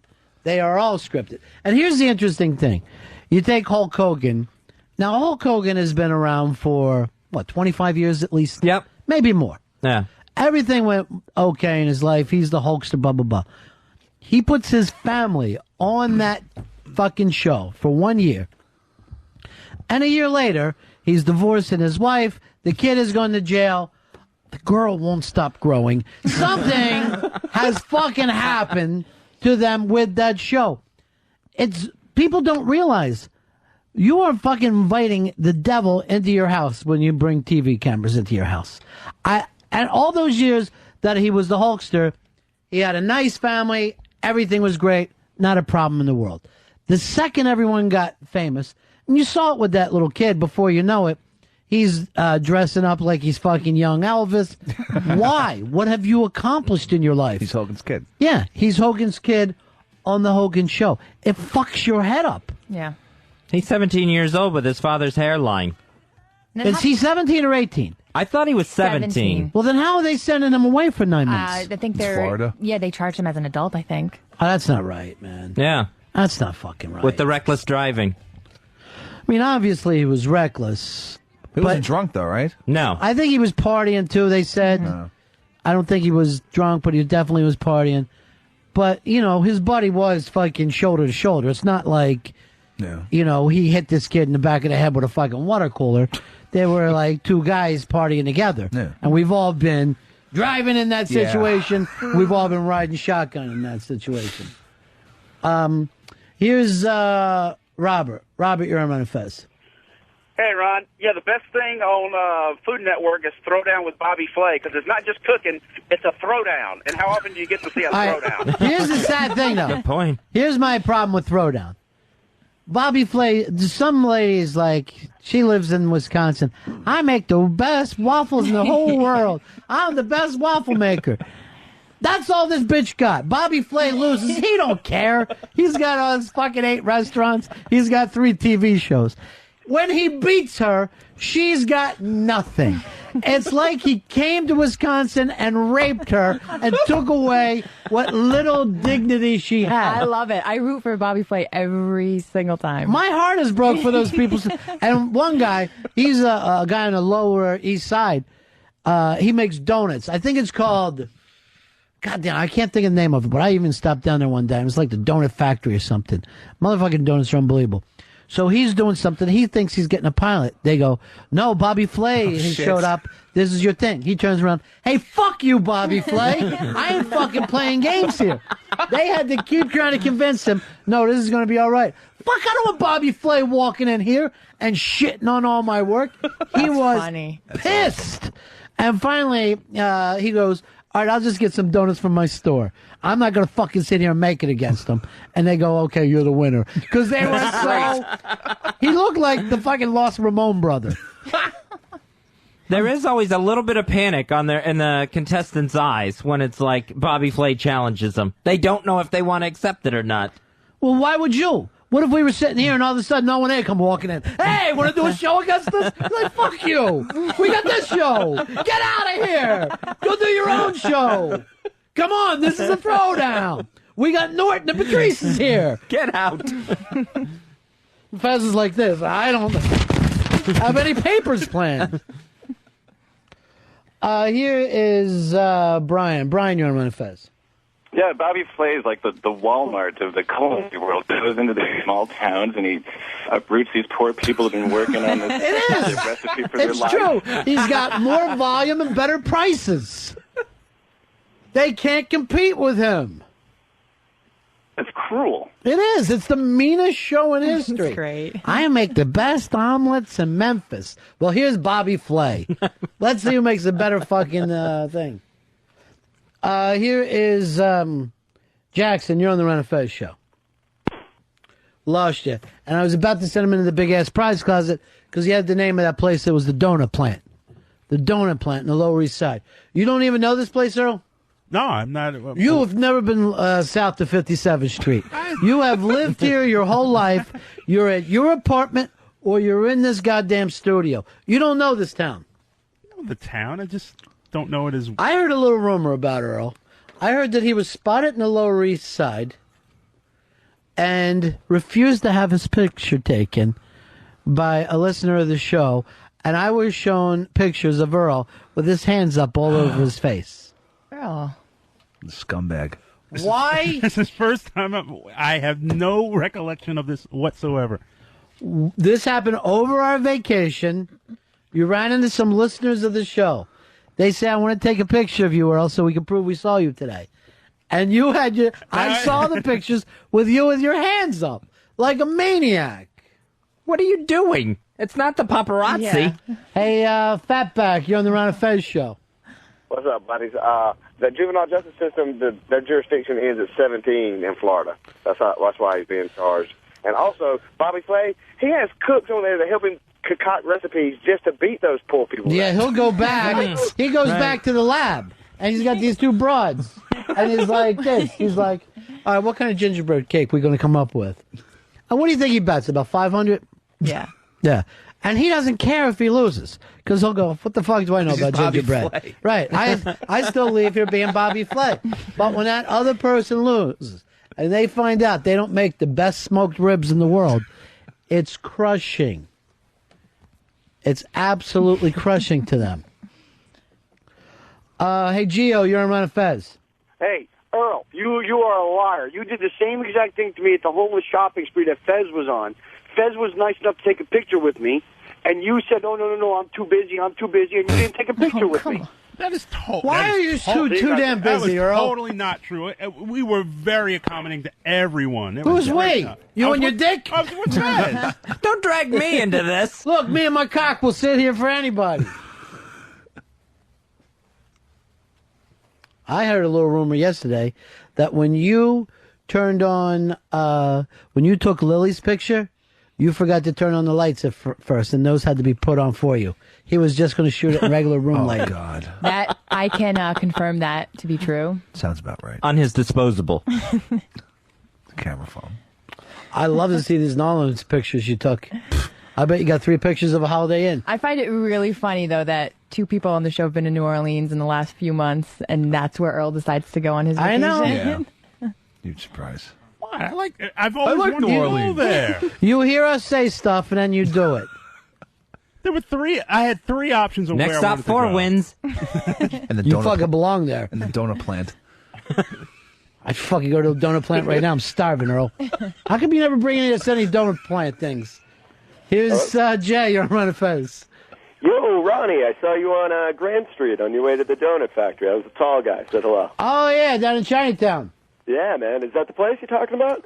No, it's actually, it's down in that area, but I wasn't even going there that day. I saw you the day I left Florio's. Okay. Yeah. Yeah, literally. Hey, Yeah. I'm going to stake out the donut factory because I know Earl's heading there next. You know what? I'm sorry. When I met you on the street, I should have treated you like an asshole, like Earl does when he sees people who listen to I the would show. have preferred it. Fuck you, get out of here. This is my private time. All right, take care. See you. He actually yelled at the person who tried to take his picture, "Get a life. Get a life." Like he's Captain Kirk. Like he's so above it. Here's Scott. Scott, you're on Ron and Fez. Hey, how you doing, buddies? Yeah. I don't care if Bobby Bland's making milk and cereal. That fucker always puts a poblano pepper in everything he makes. He'll always throw in corn, I too. think he even incorporated it into the wedding cake throwdown that he had. Yeah, because he made his nut on that Southwest cuisine. Yeah, like Tex-Mex yeah. food, yeah. Yeah. It's Which is almost- weird. Traverse City, Michigan's where they got the good cherries, buddies. See ya. Thanks for that update. I'm going to head there. And it's weird because Bobby Flay is actually born and raised in New York City. Right. And he's got that whole southern, flair. But, Well, you know what I mean? There's a lot of people that cook Italian. They didn't grow up in Italy or French or whatever, True. you know? So but I just- southern? Like, it's bizarre. Well, his for is somebody- really that Western, that Southwest thing. And maybe that's just because there was a niche in New York at the time. Have you been to his restaurants? I've been to 2. I've been to Bar Americaine and the Mesa. Yeah. Was it Mesa Grill? Mesa Grill. Yeah. How many does he have altogether? I think he's got a few in Atlantic City. I think he's opened up one in Vegas. I think Yeah. probably like I didn't know he 6 had Atlantic now. City ones. Yeah. Can't stand Atlantic City. I hate to say that. Yeah. You Jersey people, but just doesn't I've only get been it there for twice, me. and I've lived in Jersey my whole Really? life. Yeah, It I just don't like doesn't it get either. it from me. Oh. Here's Andy. Andy, you're on the Ron and Fez show. Hey, buddies. Yeah. Yeah, you talk about Grand Theft Auto 4 being dangerous. You ever watch Paula Deen on the Food Network and some of the shit she throws in her stuff she makes? She ought to be in jail for attempted murder, a pound of butter here, some MSG there. great. She made fried macaroni and cheese, for Christ's sake. I'm starving today. I'm literally going out of my mind starving. How do you make something bad for you even a little bit worse? Yeah, but she always Yeah, says a stick of butter makes everything better, and I think Sounds she's like right. it does, How do you go wrong with butter? Hey, Delicious. who's really died from butter? No. I really don't. Here's what I think the whole thing is. I think it's a luck of the draw. I think it just doesn't matter. It's just like when you do dope. Some people OD and some people don't. If you don't, you're probably not going to. Stop worrying about it all the time. From listuniverse.com, we got the top 10 blatant examples of product placements in movies. Just some movies where they have just blatantly put in the product placement. The biggest I remember of all time, and I brought up this movie yesterday, was Volunteers, the one that had John Candy. It plays on HBO all the time. And Tom Hanks, where Hanks and his wife, his real-life wife, they have a Coca-Cola and they sit there and they talk about it as they're drinking it. And they're like drinking it like it's fucking champagne. They're like, this is the most amazing thing I've ever had in my life. Here is Travis. Travis, you're on Ron and Fez. Hey, how about a Ron Bennington cupcake throwdown? Oh, shit. Bring it on, brothers. Any bakery out there And I'll say this right to goddamn Bobby Flay's face. You bring your Bobby Flay cake into Chicago, home of the soon-to-be World Series champions, Chicago Cubs. I made that pick this year, Fez, based on what? My cupcake. That's the only reason. That town deserves a little love after the cupcake they've given me. I can't believe for a second Flay could make a better cupcake. It can't happen. He's not a baker, so I would say no. He's not a baker. He's a fucking faker. Because I've seen his bakery stuff. You know, most chefs, they can't bake. No, they can't. Did you even know that? I had no idea. I just figured you're good at everything. It's a totally different art form. Totally different thing. Baking is chemistry. You don't throw your little flair into fucking baking. You do it exactly, precisely the same way every time. Where a good chef, he's fucking improvising every time. Here is, let me go over here to Steve. Steve, you're on Ron and Fez. Hey, what's up, guys? Yeah. The biggest one, product placement, it's got to be FedEx and that fucking abortion Castaway, speaking of Tom Hanks. No kidding. They're a fucking big thing. They pay to have their plane crash in a movie? I wouldn't fucking give shit to them after that. That actually came in at number 6 on this list. And then, not only is it, the FedEx plane crash, then as he's stuck on the island, all these wonderful FedEx packages keep washing up, and there's another little treasure you can use in each one of them. Yeah, that means if you fucking try to send something, your shit ends up being used by some hairy bastard. Here's Randy. Randy, you're on Ron and Fez. Hey, how you doing, boys? Yeah, follow the trail of Reese's Pieces in E.T. That was number 1 on this list from List Universe. Reese's Pieces and E.T. Eric, you're on Ron and Fez. How you doing, Ron? How you doing, Fez? I wanted to talk to you about Mac and Me. It was like a dancing McDonald's segment. I don't even remember that. I don't even know the movie. It was a crappy children's movie about an alien. I guess it was a ripoff of like E.T. Mac and Me. Do you know it, Earl? No, it was no product placement with Pepsi. He was drinking Pepsi all the time to regain his energy. Earl, when you were a kid, E.T., is that the first time that you saw a black person in a children's movie that everybody could fall in love with? No, he was not black. E.T.? Oh. Yes. Not at all. What about Chewbacca? Black? Yeah. He was. You know what?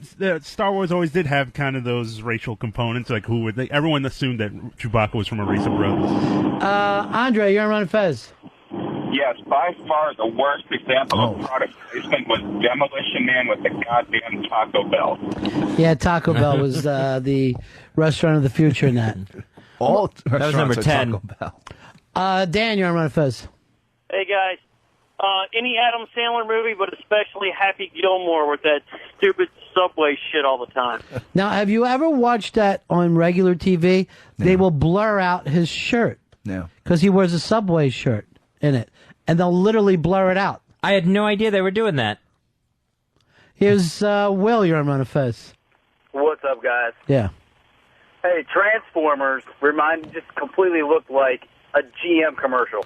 I know. And that's like, hey, kids, would you like to have a car that kills you? Here's the way to do it. Blow shit up. And more recently with Iron Man, it was like a Audi commercial for 2 hours. Oh, God, what a piece of I missed shit it. that movie was. Yeah, it was all right. What a piece of... I love it, though. All you really got to do is make a suit of armor and get it and start flying. I don't know where the fuel is. It's on his chest. Yeah, that glowy thing. Yeah. You need something that Palladium. glows. And then everything's powered by it. Yeah. Now, instead of thinking, hey, we can solve the energy crisis with this. No. Let's make a suit of armor that shoots villagers. Here's David, you're on Ron and Fez. Hey, Ronnie B., how about the Coca-Cola Kid with Eric Roberts? It was a pretty good movie also. Yeah. You know, here's something that always bothers me. Because a product placement will always take me out of it. And whenever I'm watching a Tarantino film, I got to go get Red Apple cigarettes right after that. Yeah, it's with Adam Sandler.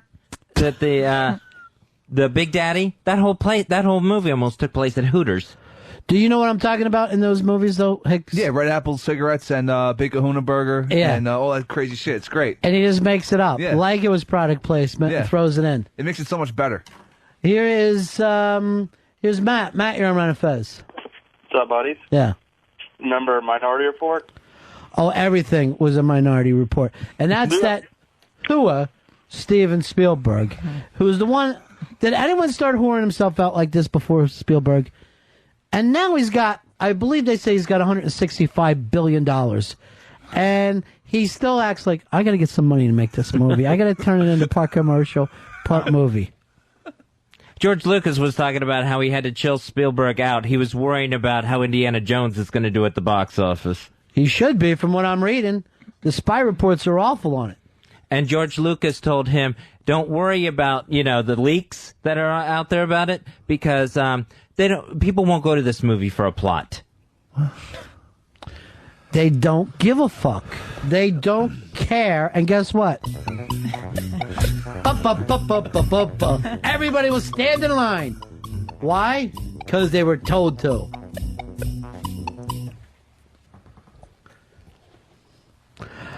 Here is, let me go on over here to Scott. Scott, you're on the Ron and Fez show. Hey, Ronnie, it's Austin Powers where they have Taco Bell in the prison and they keep zooming in on it. Yeah, he acts like he's making fun of it, but after a while... He did that in Wayne's World 1. Just does it every fucking time. And his new movie looks like... Oh, God. The same exact thing. The Love Guru. What the fuck?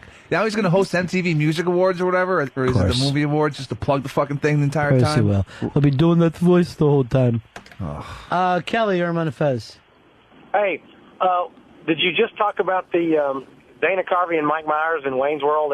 They totally spoofed that whole thing. They're eating the Doritos and drinking the Coke and wearing the Nike products and talking about how they're not... They do every single time now. Adam, you're on Ron and Fez. Hey, I think everybody's missing the obvious. Talladega Nights. I wish I missed that movie, I've never but seen it. I saw it on TV. That's where it would work, though, since that's all NASCAR is. It's just fucking product placements.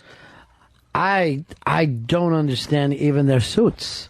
I don't understand it. They will sell every part of the car. It's ridiculous. They must have like 20 sponsors on one car. And then they do it with radio broadcasts now, too. Like, if you're listening to, like, the football game, they'll be like, well, that's the Budweiser point after kick. Let's head over here to the Cheetos. Like, what the fuck? How could it be a Cheetos kickoff? What are you talking about? PJ, you're on the Ron and Fez show. Hey, Peach.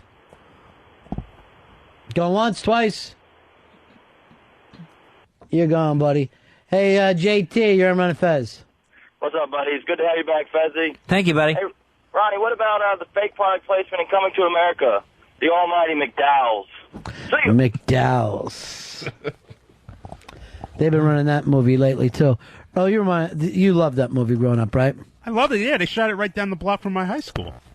I was in school when they were shooting that movie. Now, is that the African scenes? No, not the African scenes. That was the biggest, fakest thing. When was there African castles? Like they thought. Right, They got Europe mixed up with Africa. We don't have African kings and castles like that over there. An African king lived in a hut. There were kingdoms. There were palaces. And they could be there now. Where are they? Show me one. I mean, I have to find a particular country, but Show I'm me pretty one. sure they're I'd be there. love to see it. I love to see the king who has that European type castle because it's just not in their history. Doesn't make any sense. Why would you have a big, thick wall down there in Africa? Earl's gonna find it. You would be like having a heat oven in the 1600s. Indiana Earl. Earl. If anything, Earl can be the gun boy who walks next to him holding stuff. They have the big fancy castles, but yet the guy's still wearing a lion skin over him. Ron and Fez show, 866-RON-0-FEZ, 866-RON-0-FEZ. Let's do a break. We'll right back. Ron Bennington, Fez Watley, Ron and Fez. Hey, could you play that song? I love it. That makes me crazy, or makes you crazy song. It makes me crazy. It makes me crazy just to be a cool boy. It makes me crazy just to be an average man. It makes me crazy just to do a little thing. And I hate the crazed haters because they make me suck. It makes me crazy just to be crazed. It makes me crazy just to be a little crazed. People hate me and try to impersonate me, but they can't do anything like me. It makes me crazy just to be a cool. It makes me crazy just to be not a fool. It makes me crazy just to go clubbing. It makes me crazy to have all the chicks loving. It makes me crazy just to do my thing. It makes me crazy just to be cool and fool.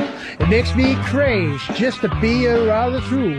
It makes me crazy. I don't have any more lyrics to this song. Nice one. You twisted at the end. You did a swerve. Way to wrap it up. That's comedy. It's the Ron and Fez Show.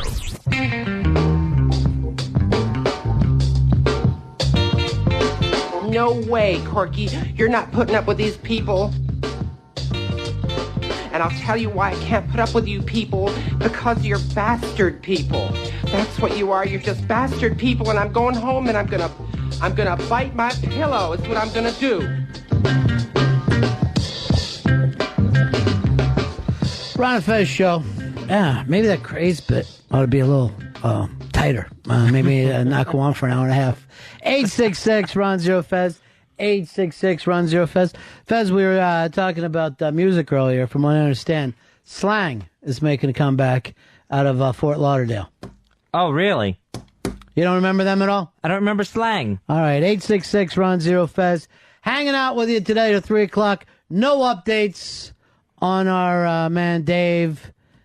So we'll just assume everything is cool in the gang. Reading something out of the paper here today, Fezzy. They are saying when it comes in terms of being happy, older people are happier than the younger people in this country. I think I would agree with that. I think you see a lot of pissed off younger people around. Probably is true. I know the younger people, well, you look at guys like Pitsy, he doesn't know what the future is going to hold for him. But if you're in your 60s, you're like, you know what? I fucked up. Who cares? I'm going to sit here now, piss in my pants, and just enjoy what time I have. I'm going to have myself a Pabst Blue Ribbon and listen to the ball game on the radio. You're never happy, are you? I'm miserable probably 95% of the time. Yeah. And I don't know why that is. Well, you got Hicks breathing down your neck. He's always there. But Yeah. no, I mean, it's just, I'm an angry drunk. I'm angry on the roads. I don't know if I even talked to you about the last time you were drunk when we were all down Florio's. You were a mess. Really? Yeah. And see, that's like what me and Dave, we have that rapport when we go back and forth. Here's what it is. It's a Long Island thing. Remember our old producer used to get the same way when he got drunk? He'd act like he was going to beat somebody's ass. Oh, yeah, Rory. We were just like, easy, Francis. Yeah, but around, like, on Long Island, you have to put up that front when you're drunk because everybody has that. Yes, but it's only a front. You guys aren't even fighting. Don't act like you're tough because you're from Long Island. Oh, we're pretty badass. We're all from the suburbs. There are some badass guys in the suburbs. But there are a lot of angry younger people. I think what it is that you see all the old people and how miserable they are, and now you're realizing that's going to be you. Like, you see your future in front of you. It's just the opposite. The old people, according to this, are happier. What do you think, Lily? I actually disagree. I think older people are more miserable. Yeah. As far as my situations with them, like Right. at the restaurant, they are the only people that will ever give me a hard time. Well, let's look at Fez. He's elderly. He's constantly miserable. I'm not elderly. I'm not even close to senior status yet. You look like Poop Deck Pappy at this point. My beard went prematurely white. But let's just say if you talk about when you get older, you know, it just doesn't fucking matter. It just doesn't matter. What do you care? But why not think that way now? Why give a shit now? Absolutely correct, my Zen master. That is the truth. It doesn't fucking matter. Stop being so upset.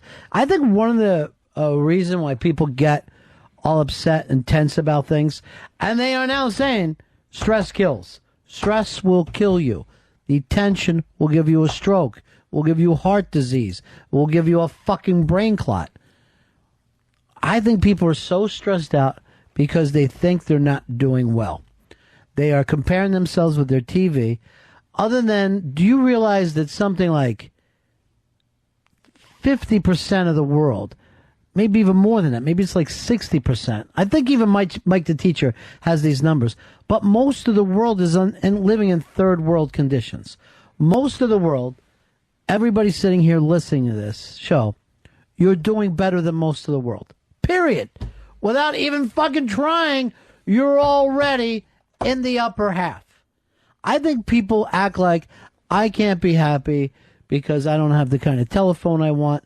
I don't have the kind of fucking watch I want. It's stupid things, the things that they worry about. I agree with that, but I think that old people maybe are angry because they are a little older, their bodies are changing, they can't necessarily do the things that they used to be able to do when they were young, you know. Let's face it, you're circling the drain at that point. Yeah. You are circling the fucking drain. And I that think, can't be a good feeling. And I think a lot of people will probably be angry or not happy in that situation. I don't know how old people deal with that thought of, you know, I've probably got, you know, you get really, really old, and it's like, you know, and an 85-year-old knows they got maybe, you know, 2-3 years left. 2-3 summers. I like to think about just the summers. How many baseball seasons you're going to see? Why would you want to hold on, though, at 80, you know, late 80s? I don't know. I think just it hurts. You ache. But an instinct to live. But are you living? Are you really at that point? That's the thing. Some people are doing great in 80s. There's some. You know. But then there's Can't others think that of can't any, come but- to the realization they're going to die. Like, my grandmother's on her deathbed, and she thinks she's going to go every day. Like, it's the best day for her. And I'm like, you're going to die. Why do you need to? so cruel. But see, here's the point, though. What is the difference once you get to that point? I think when you get older, you realize that you'll lose your fear of death. You think there'll be an acceptance? I think everyone should be an acceptance. If you don't accept death, what are you fucking doing to yourself? How could you not accept death? It's a fact. That's like saying, I don't accept gravity. I'm going to fucking hang up in the air. Well, I guess I mean, like, by accept death, I mean, like, no longer fear it. Yes, that's what I mean as well. I think people, it's more that they don't think it's their time to go. But, right. you know, that's the main fear is that I'm too young to die, or I'm too, you know, I'm not ready to die. But you don't choose when you die. No. I've known a lot of very young people. I know kids that got fucking killed. I know old people that went on and did nothing. I know fucking mean people that stayed living. Good people died. It just doesn't. It's a chaotic fucking thing there. But as far as the acceptance, Fez, yes, you do accept that. I wonder at what age.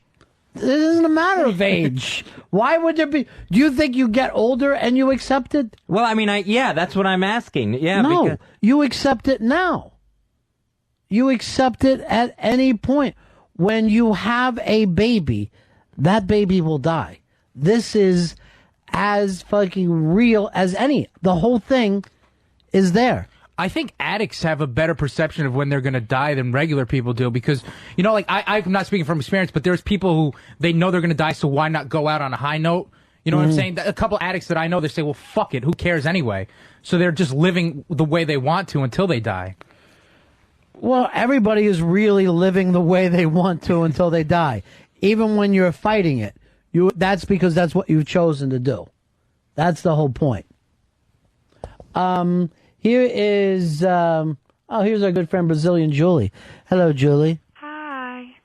Well, Michio Kaku had a documentary about this called Time, and he said that according to some tests that they run at this age institute, that people actually do get happier as they get older and closer to death because they ultimately accept it. Yeah, I think that if maybe you accept it when you're younger, you'll be happier. Because the point is, once you accept that, right, Fez? Right. What else is there to fear? Are you going to be afraid of public speaking if you've already accepted death? Are you going to be afraid of that your fucking shoes aren't cool enough and they won't let you in a cigar bar? You know what I'm saying? I mean, what else is there to worry about? Well, nothing. That's the big one. Yeah. But I just wonder if it's like a natural process where, like, if I make it to, like, 80 or something like that, But I'll accept it then. Where it's why like are you waiting to accept it then rather than accepting it today? Because of the fear of it. But whether you accept it or don't accept it, you have the fear.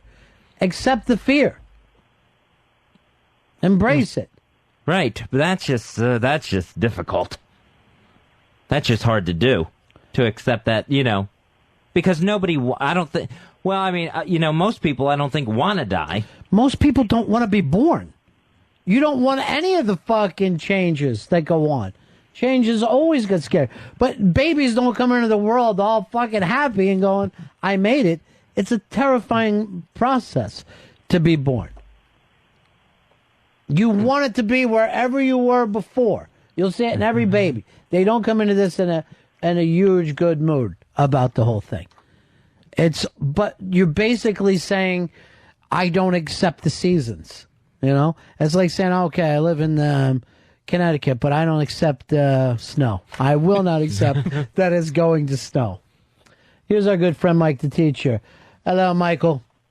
Hey, guys. Great talk, Ron. It's very philosophical. I got those numbers on the haves versus have-nots, but like you said, you got to look back and not to quote Carl Sagan, but he wrote something called Pale Blue Dot, and it was about turning one of the Voyager spacecraft back to look at the Earth when it was so far away that it was just one little pixel in a photograph. And he's got this narration, and he says that everybody that ever lived, everybody who ever lived out their lives on that little planet. And, it shows how insignificant we really are in the big picture, and you just got to enjoy the fact that you're taking in air every day, especially on this side of the fence.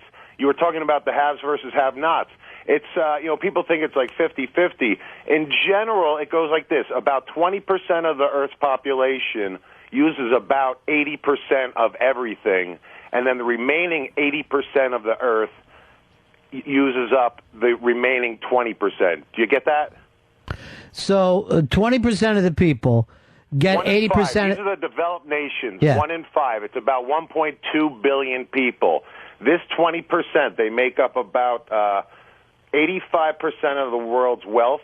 They use up about 88% of the world's natural resources, and they generate about 80% of the world's wealth and waste. Those are the haves. The have-nots are in the developing countries. That's 80% of the world's population, 5 billion people. That's 4 out of 5. They have about 15% of the world's wealth and income. They use about that percent of the world's natural resources, and they generate about that much of the world's wealth and waste. And I will say this. A very small amount. I'm sorry, guys. I guarantee you that those people have a much closer relationship to death than what Fez is talking about. You know what I mean? Ron, I'm sure they've all seen death in their house. General satisfaction, general happiness, familial happiness across the board. They are happier people. They're happier people. You know why? Because they don't have an iPod that's broken. You know why? Because I have 4 iPods, and that just sucks because there's always one that's broke. You know what I mean? Yeah. This substance-based economy. Well, I think the older people don't have that stuff. They're happy with nothing. Yeah, there is actually a theory, and it's very surprising. I should go back and reread this. But the more choice that you get, the less happier you are. And we talked about this before with TV. When you had 4 channels, you were going to rest on one of them. But when you have 180 channels, you're constantly clicking through. So the more choice, freedom does not necessarily bring happiness. Now, we believe freedom equals happiness. The fact that you can do what you want. Not necessarily true, though. And you also believe that freedom is the availability of all the choices, where actually freedom in one way might be the exact opposite of that. The resignation that there is only one choice. Right. Because there is some things that we don't have a choice about. Let's just say air. No one's getting, I'm not looking over there and Lily's getting better air than Pitsy. But the second that we have that, a jealousy will come up where Pitsy's getting what the air that he's breathing now is no longer good enough for him. He wants the better air. Well, we're all dissatisfied. I think it's all about suffering. That's why we got to resign ourselves. Ultimately, that we're all gonna punch out at one point. We're all gonna leave, and it sucks. I had a friend, age 40, died on Mother's Day. Leaves 6 kids. I got to go to that funeral on Sunday. So this is my weird rationalization. I just keep reading that fucking obituary for some reason. That's my psycho way of saying I'm okay. At least I made it to 45. I treasure every day, even if I'm in a pissy mood. At least it's a day in a pissy mood. Right. I dig that. All right. Thank you, Michael. Thanks, guys. Peace. Thanks for letting me ramble, guys. All right. You know, like we always say, like, I don't know, it's worse, but we don't know. Maybe it feels good to be nothing. Maybe it feels excellent to have everything shut off. It's got to feel lighter anyway. All the nerve endings just stop feeling. Numb up. I'm going to die for a while. I don't want to hear you say that. Earl's happier because he doesn't have a choice in what colors he's wearing. He's very happy with standard black. Yeah, I mean, it actually, to have that one less thing to think about in the morning, it's great. I mean, you said before, like, sometimes less is more. When I first moved into that apartment, I didn't have a TV for 3 weeks. That was the most happiest I've ever been in that apartment. Because I was very creative. I was very, I was assembling CD racks. I painted. I was doing all this stuff around the apartment. I got a lot of things done. The second that TV came in, I became a vegetable. There's absolute truth to that. That you will find something to do without a TV. And let's face it, humans have lived forever up until 60, 70 years ago without fucking TVs, and now you feel like you have to have one at all time. Here's Nick. Nick, you're on Ron and Fez. How you doing, guys, today? Yeah.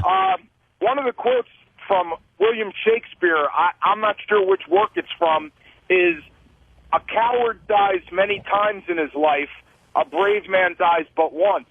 That's something that I've used to help me with my fear of death. I have this intermittent fear, like sometimes where it'll just hit me, and I'll realize my mortality, and I'll start subtracting my age from my dad when he passed, and that just drives me insane. But that happens intermittently, and I've worked on it all these years, and I've just learned to accept it.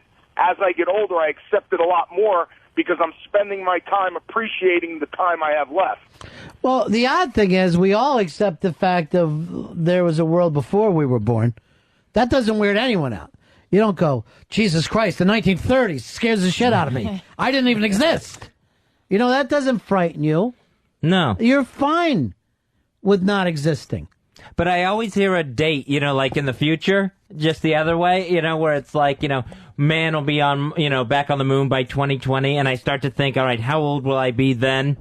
Or like if something's like, You honestly don't think that you're going to make it to 2020? No, I will, but I start to do the math. You got how old 12 will years. I be? You got 12 years, Grandpappy. You might make it. Even the examples. Matt, you're on Ron and Fez.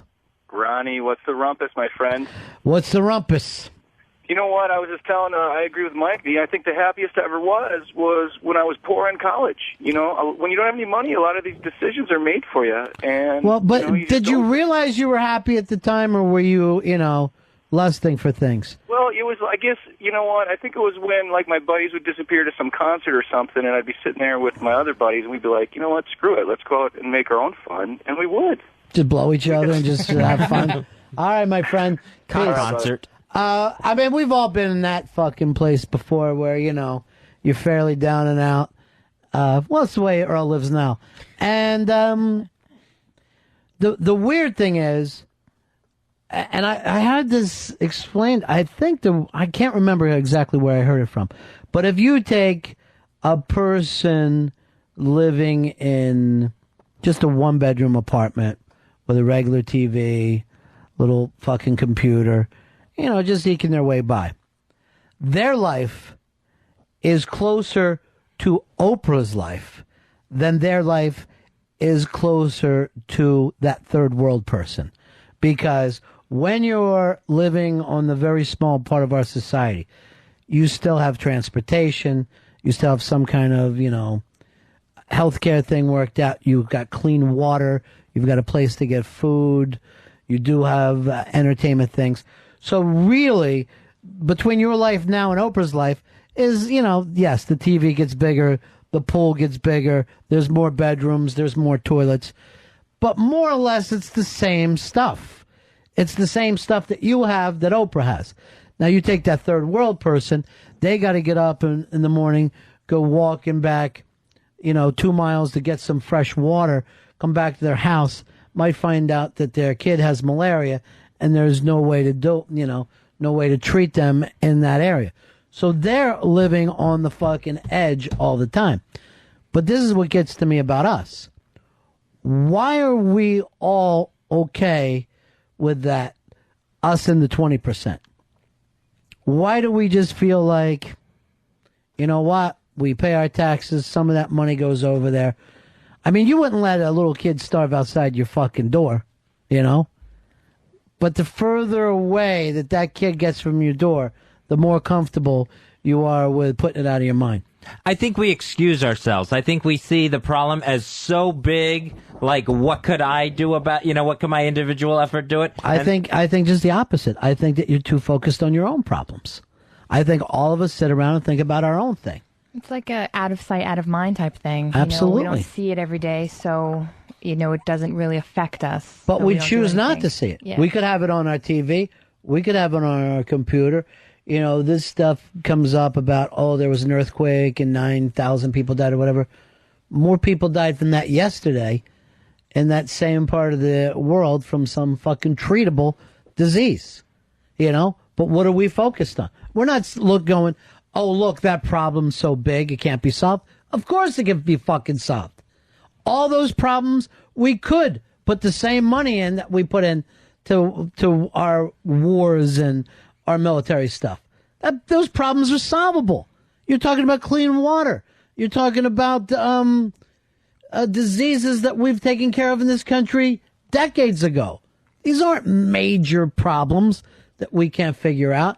We fucking go, that's not our stuff. We got other stuff to deal with. And people don't want to fight for anything anymore. They just want stuff handed to them. So if there is a problem and people have to get together to fight for something, they just feel like there's too much on their plate, whether it's a small problem or a huge problem. Right. Nobody wants to go through the process of fixing the problem. Well, even if you look at it this way, when people are going, I can't figure out this Obama, McCain thing, I don't know where my politics are. It goes back to Fez's thing of going, this is too big. It's because they don't get involved in the politics in their own neighborhood. That's where you really have a fucking effect. If you go, oh, we want a playground here, or we want to do something about those fucking beat up houses. They need to be fucking raised, and then we could put something else in. Nobody gets involved in that shit. And that's in their fucking own neighborhood. And the reason I think they don't get involved is because they do have a fucking TV. They can just go in and watch Transformers for the 14th fucking time on their HD TV. Do you think those people are happy, though? Because they have so little, and we were saying that, people who have less are happier. I think that those people would trade places with any one of us in a second. I gotta agree with you there. I know that what Mike was bringing up about old people, are happier with less and all. I don't think it's in us to fucking turn down. To say, I won the lottery. I know it's going to change my life. I know it's going to change the way my family looks at me. But I don't give a shit. I'm taking the money. I think we would all take the money. But I think the thing with old people having less is they always had less, even when they were young. They never adapted to having more. Even the easiest things, like they didn't want a microwave in my house forever until I brought one home. And my grandma was like, I don't want a fucking microwave. But now you just heat up food. You know what I'm saying? They don't want to change to it. My mom believes that every new thing is going to catch on fire. I don't. In my life, I have never saw a household appliance catch on fire. And my mom has been telling me my whole life that things are going to burst. We to have to flames. unplug the toaster oven and the microwave after every time we use it Oh my because God, they think it's going to cause a fire in my house. I said, why not unplug the fucking alarm clock then? It doesn't make sense. It's true. I guess back in, whatever day there was when they first started plugging shit in, there was sparks coming out of the wall. But you just don't see it now. My mom hates anything, though. Despises it. We still have a rotary phone. Really? Wow. Yeah, because we have 2 levels. The downstairs has a rotary phone that if you fuck up once, you have to start all over again. Sure. Phones are something I love to look at. No matter what era, I like to see the way phones change. Another thing, a machine I can't take my eyes off of, is any decade's vacuum cleaners. I don't know why vacuum cleaners are so fucking, from a design point of view, so goddamn interesting to me. Because you look at the old ones. The Electrolux? 4 pieces? It's just, it's like you were pushing a goddamn wheelbarrow full of cement around the house. Those are weird. I think toaster ovens are the weirdest, the best machines to look at because they can do so much. You can cook in it, right. You can reheat, and it's like a multi-purpose machine that you can't get from a microwave. The funniest thing is the only people who concentrate on toaster ovens are like people with their first apartment. When you have like a really small apartment and you're like, I'll make a fucking hen. I'll make a French hen in this fuck. Because I used to do that kind of shit all the time. I use a toaster oven way more than my oven. I love regular ovens. I love looking at cooking ranges. Uh-huh. I like going in just Viking and Wolf is another designer. Right. I like going in their showrooms and just looking at kitchens. I'm such a freak. Do you like the old style ones though? I do. I like them. And I know, we were talking about the Food Network before, but Rachel Ray has that type of old style oven where you open the top and put the casserole dish and then you close it and then it just sort of broils in there. It's very old school style. I had a great aunt who had an old house, and one of the things that she owned was a coal oven in a back part, and she had an oven in the other thing. I have that. But then. And it was really? You got a coal oven? Yeah, we have it on our outside. Yeah. I live in the 20s, man. I'm telling you, everything in my house is so old-fashioned. Take a time machine So to you work. still get coal? We don't do it anymore, but we used to do it when we made tomatoes and stuff. We used to use that too, and they used to just cook everything outside in that too. That was a big thing when I was younger. Here's P.T. Landis, our intern. I love watching those big dumpster trucks with the spikes into the dumpsters and then lift them back in. Just whatever they do. Yeah. You're like a 4-year-old. Yeah. I have a 4-year-old nephew. He's crazy about anything that moves.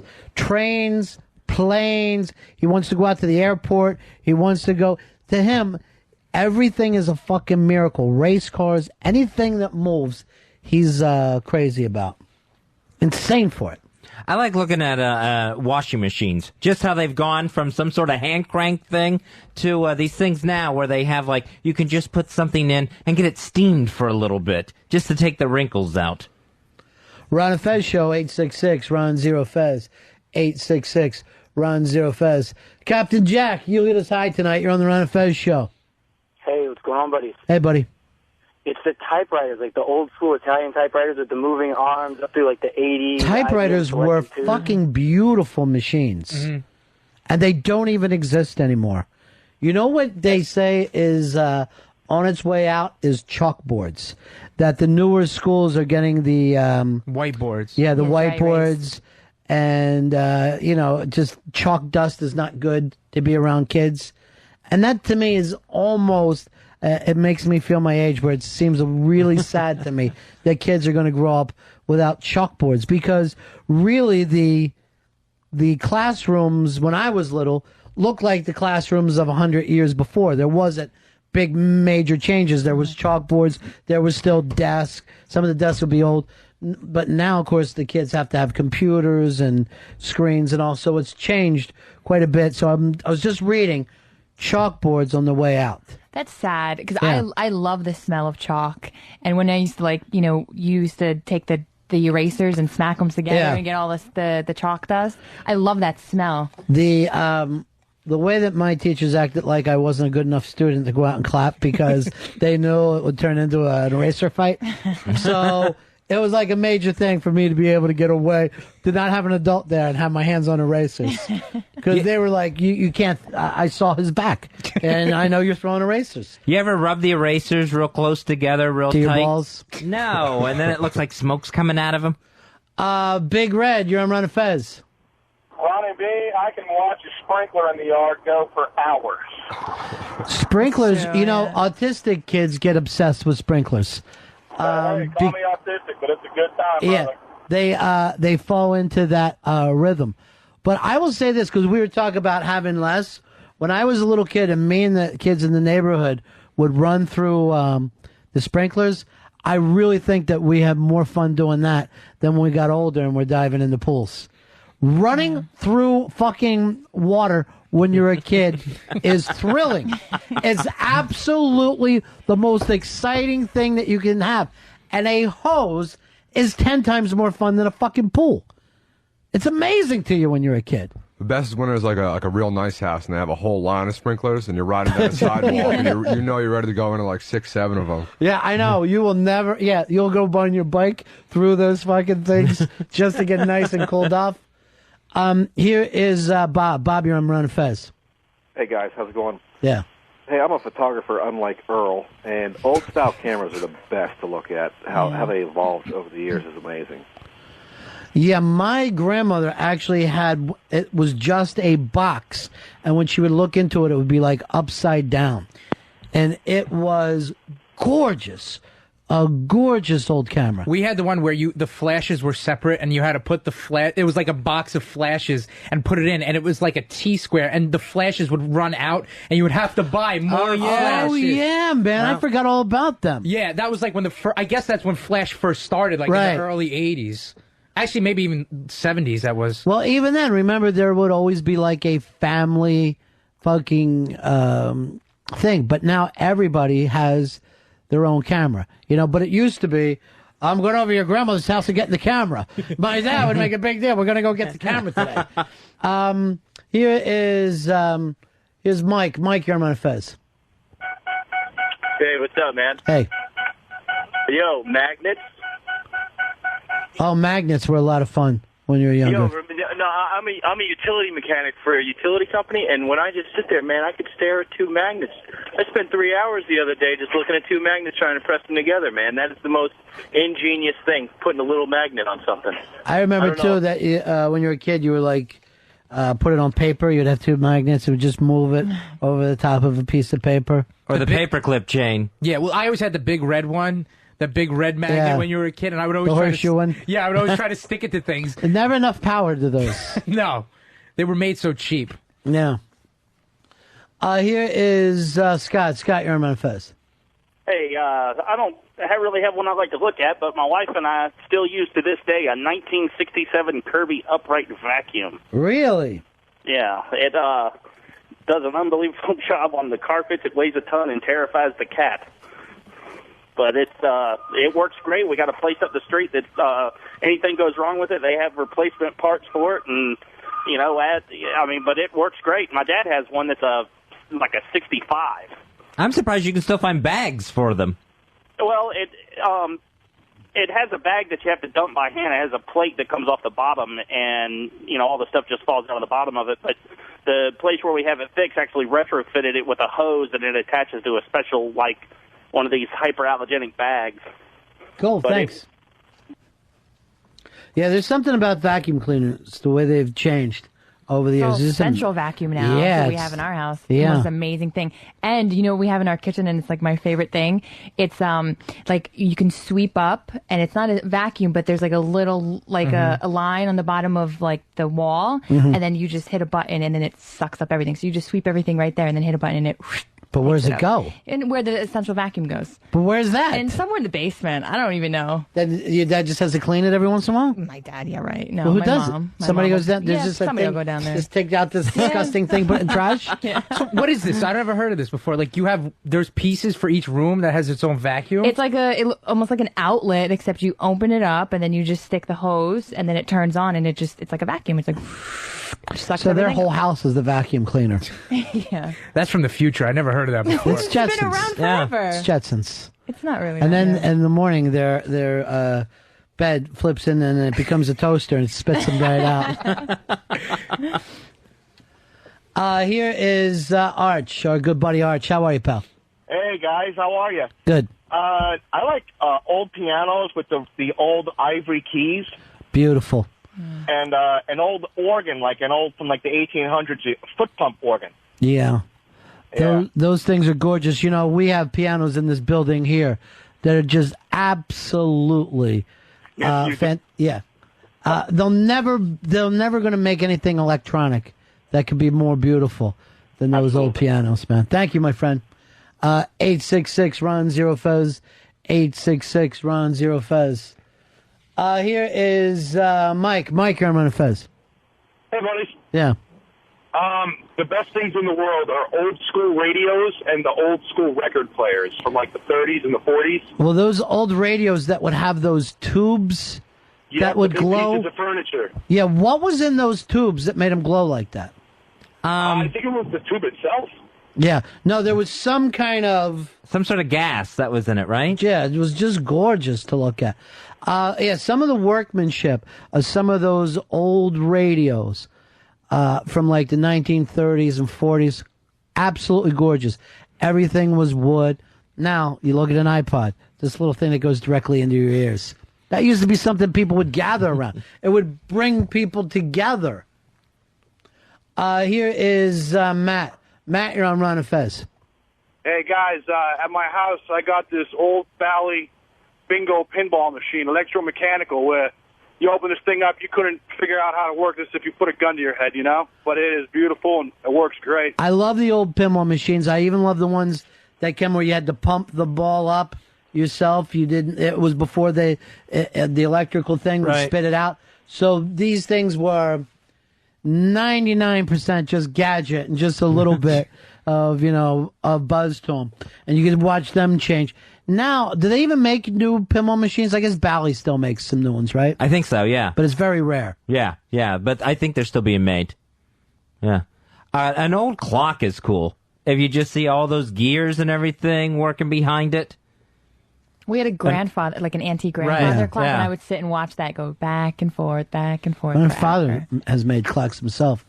A lot of craftsmanship goes into that. Here is Steven. Steven, you're on Ron and Fez. Yeah, not really a machine, but my favorite invention, I can stare at for hours, is smoke pants.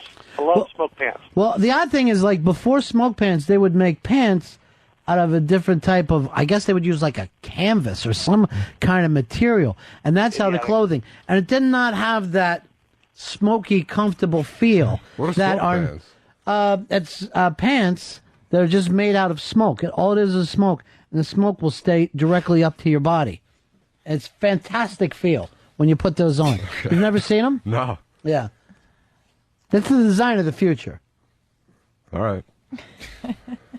Here is, now the real problem with them now, though, pockets. Because you think, like, I put my keys in here. They're just going to drop on the ground.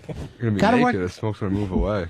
No, the smoke's not going to move away. You're not getting the concept of smoke pants. It stays to your body. The smoke stays to it. But like the fog would on a bog, it just stays right along close, How do you get them on? Huh? How do you get them on? Just walk into you it. just walk in. It's right really, into it. yeah. You can adjust them to short.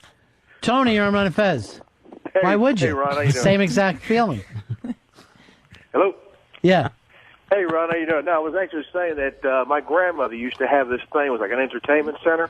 On one side, she used to have her rum, her scotch, and everything else, and glasses. On the other was in the middle was a TV, black and white TV, and on the other side was like a phonograph with a radio. So the whole thing just went all the way across the room. Exactly. Can you imagine that in the apartment in the Bronx? They would always show that, like, if you watch some of those Dean Martin as a Playboy movies, where, like, the big thing was something is coming out of the bar and TV is coming out of the floor. And you're like, well, what the hell would that cost you to have that all lined up there? Earl, you had that too? Yes, we did. We had the big mahogany thing that went all the way across the room. You just put everything on it. Yours actually even had a smoker in it, didn't it, where you guys could sit and smoke? I don't know if it had a lighter, but I mean, it had everything else on it. It was huge. Here is Shane. Shane, you're on Ron and Fez. Hey, Ronnie. What about one of the real old jukeboxes that played the 45s, like Beautiful. the wood grain, and the old microphone, like a real old radio microphone? Now, Beautiful piece of equipment. Yeah, there was a thing right around where they used old microphones at a store here not too long ago, and they had it up in the window, and I would stop every single day and take a look at those old radio mics because they would be gigantic. Or just look at the mics that Sinatra used to sing on. That microphone head was like about 10 pounds. Just like huge.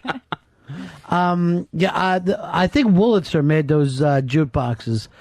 Gorgeous, gorgeous machines. Let's go over here to Lindsay. Lindsay, you're on Ron and Fez. Hey, Ronnie B. Yeah. Steam. Anything that runs on steam. Trains, tractors, anything like that.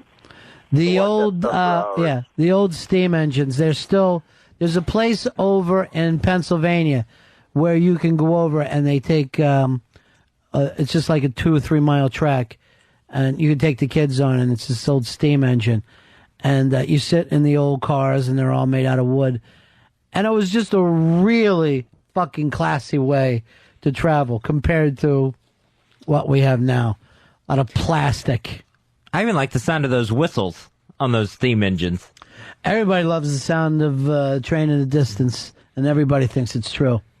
Here's Brad. Brad, you're on Ron and Fez. Hey, Ron. I was going to say old sewing machines, like the flip-up ones or the pedal ones. You got to sit there and crank with your foot.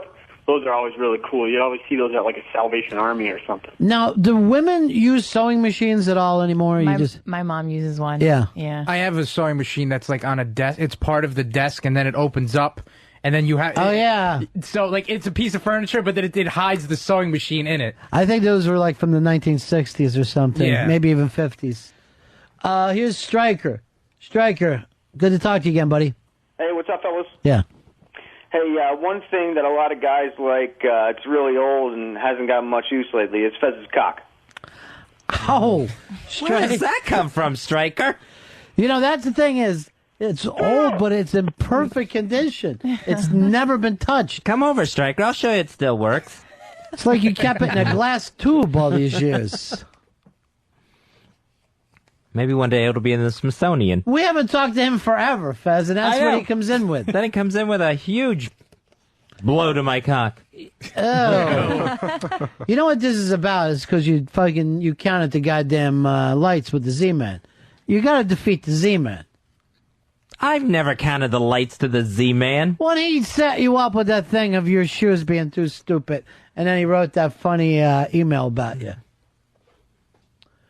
Here's David. David, you're on Ron and Fez.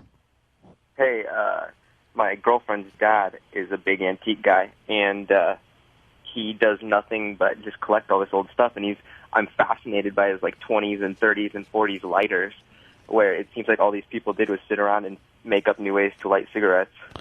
Yeah, there's a place on the Upper East Side that has the Art Deco stuff from the 20s, and the lighters alone is nicer than anything you have in your fucking house. No, it's amazing. Some of them weigh 10, 20 pounds, and they just are meant to sit on a table. And he's got one, you press a button, and it rolls out a lit cigarette. It just rolls out in this little rack. Those guys must have felt like, because I really think that Art Deco age, those were the first times they felt like we defeated nature. You know what I mean? We've got faster trains. We've invented cars. We have airplanes. We have these ships. We're knocking down the jungle and we're taking the diamonds out. They all must have thought they were God. And I tell you, I was in there. Bowling trophies from the 1920s are nicer looking than anything that we have now. They had so much fucking class back then that it was incredible. Now, they didn't know the Depression was on the way, but there for a little while, they were fucking rolling hard. Here's Matt. Matt, you're on Fez. Hey, this is about the pinball machines. There's only one pinball machine manufacturer in the United States, and there's Stern out of Illinois. And the only machine that they're making at this current time is the new Indiana Jones pinball machine, which goes for about $6,000. Wow, so basically, Fez, that's not real, manufacturing anymore. That's, so there's no other new pinball games except for one, and it's a $6,000 machine. Yes, that is correct. It's just a And like I said, collectible now. It is Stern, which some of the past machines that they made that were real popular was the Family Guy, World Poker Tour, Star Wars, and now, like I said, the new Indiana Jones is the newest machine available. Big ass prize closet. See if we got any Star Wars stuff from in there, Earl. See around if you got anything from Star Wars. Chewbacca, that fucking gay guy. John, you're on Ron and Fez. Yes, sir. I got two. Number one, any automobile that predates the computer-controlled modules. Sure. And number two, I love looking at the vagina watches. The vagina watch is an absolutely beautiful piece of machinery. It really is. Vagina watch. Vagina watch. I heard from HTG they're not real happy with Vagina Watch over there. They really wish that we would let them have their own private life without giving updates. Vagina watch. Vagina watch. But somebody sent me this website of New York in the 1970s. And you look at this and you see the size of the cars in the 70s, right? And I remember being a kid in the 70s, and my grandparents would say, I can't believe how little fucking cars are now. So cars started out the size of fucking ships, and they just get smaller and smaller and smaller. But have you ever seen that stuff from the 70s, Earl, with like, El Caminos and shit on the street? The cars look so much bigger. Yeah, my father had a 79 town car. I think it was the size of a boat. Yeah. And that was considered much smaller than like a 59, Cadillac or something. Yeah, I mean, there's a garage right up here. Once they had like a restored like 58 like Studebaker or something like that. The back seat was enormous. It was, lots of leg room. I mean, it was the size of a small car. You literally could sit 8 in these cars, and that was sitting 8 for dinner. It wasn't, Fezzy. Really? Yeah. That you could have a table in there, yeah. And you could just set up a nice turkey and everybody could enjoy themselves. That's too big. Yeah, you think so. Here's John. John, you're on Fez. Yeah, Ronnie B. Yeah. Hey, man, great show. Hey, listen, two things for you real quick. The first one is the gas inside of those tubes that we were talking about, that was rayon. Rayon. Yeah. And the next thing is, I love old cash registers.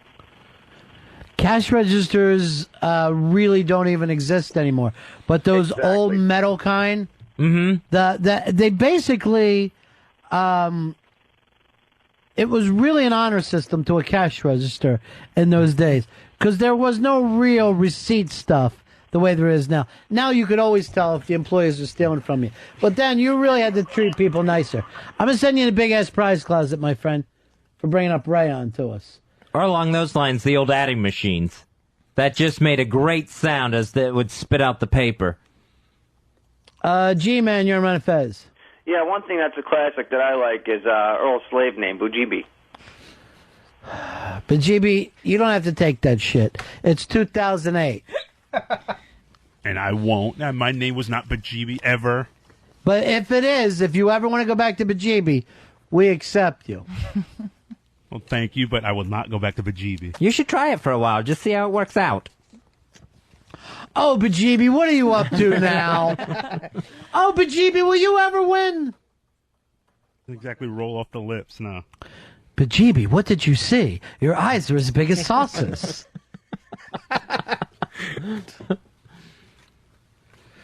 Would you please say a prayer that Barack wins this, Earl? And that he picks Hillary Clinton as his running mate? I do it every night, and no, he will not pick Hillary. Stay as far away from that woman as possible. Who do you want him to pick, Earl? Rerun? No, I don't want to pick reruns. I mean, Bajibi, you got to really try to think about having a ticket that's going to be for everybody. Yeah, I mean, and again, I'm a Bill Richardson fan. I like this name. He needs Hillary, Earl. He's not going to win without her. Here's what I think he should do. Already. He wants to keep getting minorities, right? Get a woman that's paralyzed. There's going a woman that's paralyzed. And get as much as you can. Or get some Chinese person. Go down to Chinatown and grab one of those people. I don't think the world is ready for a black Asian ticket yet. Not yet. They're not ready for a black ticket, my friend. They are That's ready. what I'm trying to tell you. He's halfway there. Well, he's got 1/4 of the votes, if that's what you mean by halfway. It's that second half that's the hard part. Yeah. Now, I have a friend, Fezzi, and you know exactly who it is, who has been involved in Democratic politics for a long, long time, defends the Democrats up and down the aisle, and is no way will this person vote for Obama. Really? And it really feels like the Clintons have been fucked over by the Democratic Party. There could be a new party of just Clintonians. People, Democrats that love the Clintons. And that might be a great idea if the Clintons just jumped now to the Green Party. That might be the way to go. That would be a way that a third-party candidate might be able to win, if it is someone that popular. I don't think you're going to win, but we could finally get a third party started. But that's not a real third party. That's just an excuse to run. True. That always is like that, though. That's always that way. It really becomes not about the new party, but about that new person who wants the power. I wouldn't mind seeing Smoke Pants in 08, would you? I feel like I'm left out of something. What are you left out of? Smoke Pants. Just started this semester. He wasn't on the whole background. It doesn't matter. I'm glad you never listened to this show. I'm glad you didn't. Did you get to meet his little girlfriend? She's cute. Yeah, she is. When was she here? She came to the Unmasked that you're not invited to anymore. Oh, yeah. And you should have seen the way she was dressed. I did see those pictures, though. You showed him the pictures? He wasn't looking. We saw some in the back. I don't know. You didn't show him the computer special and ran ones. away with them. No, I didn't. I want to see them. Yeah. Well, I got the pictures from your boyfriend, too. Oh. There's some great ones going around. Thank you, Jonathan. Yeah, Jonathan always goes out of his way. He goes, I know you'll love this. He goes, you can think about this while you're working. I thought it was Jevin that sent you those pictures. Oh, yeah, I get those two so mixed up. It's the Jays. She loves the J. I love the Jays. It's Yeah. really weird. They're still coming in. Here is, here's Rob. Rob, you're on Ron and Fez. Hey guys, if you're still talking about good machines to look out, old school guitar amps. I have an old 1960s Marshall amp, and like whenever I play out, all the other kids with their digital amps are always like, "Oh, dude, how do you use it?" Blah blah. The Marshall amps were like the only amps in the early days, right, Earl? Yeah, I mean, you would always say like that with the old Allman Brother pictures and stuff. Oh yeah, the big giant. I mean, and the things were huge. John Fogerty still has his old Marshall stack. It goes all the way up to the ceiling. The whole rig, it's enormous, and it still uses the tubes. But Jamie, what do you think of the noise? Bajivi. Huh? My name is not Bajivi. Mm-hmm. It is now. I thought that's what people were calling you. Here's Vic. Vic, you're on Ron and Fez. Hey, I'm just calling a cock block that last knucklehead and keep him out of the prize closet. Rayon is a synthetic fiber you make shirts out of. No rayon inside of radio tubes. It's simply a filament like a light bulb to heat up a plate to let electrons pass through. All right, take away the other person's prize and give it to Take this it gentleman. away. Give it to Vic. Give it to old Vic. Uh-oh, look who got in a bad accident. Little Gertie from E.T. E.T., of course, was the first big sci-fi movie that Earl was allowed to go see because it had a black kid in it. Did that black kid ever get home, Earl? E.T. got home, but Good. he wasn't black. That is good. Because white people were chasing him all over. Fucking, that was scary. And no one let him use the phone. That had to be so scary for you. See those white people chasing him, but then that white boy gave him a ride in that bicycle basket. Here is Tim. Tim, you're on Ron and Fez. Ronnie, you are a genius. I was trying to tell that to Fez, and he goes, no. He learned in group that I'm not.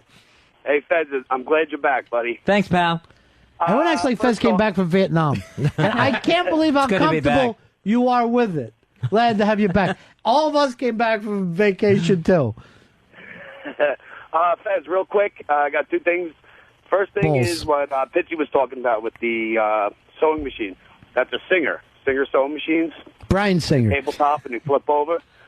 And also, I'm in the elevator business in the city. We do escalators and elevators. Mm-hmm. That has tremendously changed. Just at Macy's on 34th, there's still a wooden escalator. The old wooden escalators Yeah. at Macy's are tremendous. And, you know, And there's still some places in New York one they just changed was right around the corner here that had the screen and the elevator guy who would actually sit there and cool. take you up and down, and you would just see the wall as you were going by. Yes. Also, I mean, they came from using water to pressurize, to move the elevators. I mean, that's and wooden rails. That's what they. We actually have replaced that in the city. All right, thank you very much. Look, I'm looking up at CNN that because the economy is down, cigar business is suffering. Because, you could do without a cigar. Oh, yeah. Yeah, people are going to sacrifice first those luxuries. So that's down 10%, which means Z-Man is probably going to lose his blog. He could write something about the fat cats in Washington. Who's these bazooka brain people? I think today's blog, he takes it out on the left coast, Fuzzy. I'm not sure. Oh, of course, yeah. Yeah. But yesterday, now he's mad at the PC kiddies today. Is there anything about bleeding heart liberals in there? And he don't want anybody to take away his cheeseburgers. Talk about a fucking throwback. Jeez. And yet, he feels like he can take you down a peg. He can't. can't. What's the date on him right now? We're trying to do it before the month is over. He wants to do it after Memorial Day. I was like, no way. It's like, as soon as we get everything in place, we are doing this What show. is everything in place? He doesn't know what he wants to say. He's like, I'm trying to figure out what to say. I'm like, he's like, you write a blog every day. Craze came in off the street, cracked the mic, and did an hour, and people loved him. Tell him to take on some of the fat cats in Washington. Lemonade. Yeah. Want a real lemonade. They will go out, take lemons, squeeze it, and they have lemonade. It's just amazing the process he's uncovered here. We got to get him back in. You guys got to have a sit down, Fezzy. Yeah. Over a glass of country time. Let's do hair versus hair. All right, that's it for us. Oh, good luck, David and Casey. Even though you don't want us talking about it anymore. Was he out of his mind today? He was just nuts heading out the door. And at one point, couldn't leave. Somehow got himself in a circle where he just kept running back into the room to yell something else. He would go out the door and back in again. It's my fault. That's what he's, yes, it's like your he fault. was stuck in a revolving door. That's it for us. Take care, everybody. Peace. That's the end of my show. Donk. Things like that drive me out of my mind. I watched it for a little while. I love to watch things on TV. Satellite of love. Satellite of love. Satellite of love. Satellite of Spy report. Spy report. This just in. We're not having a baby today. Vagina watch. Spy report. Spy report. Spy report. They sent him home again.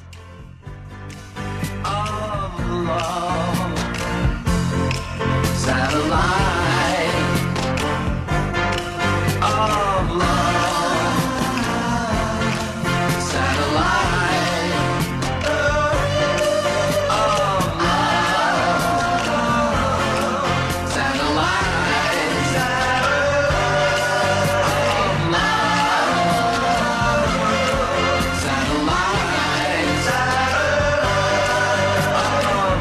Satellite of love.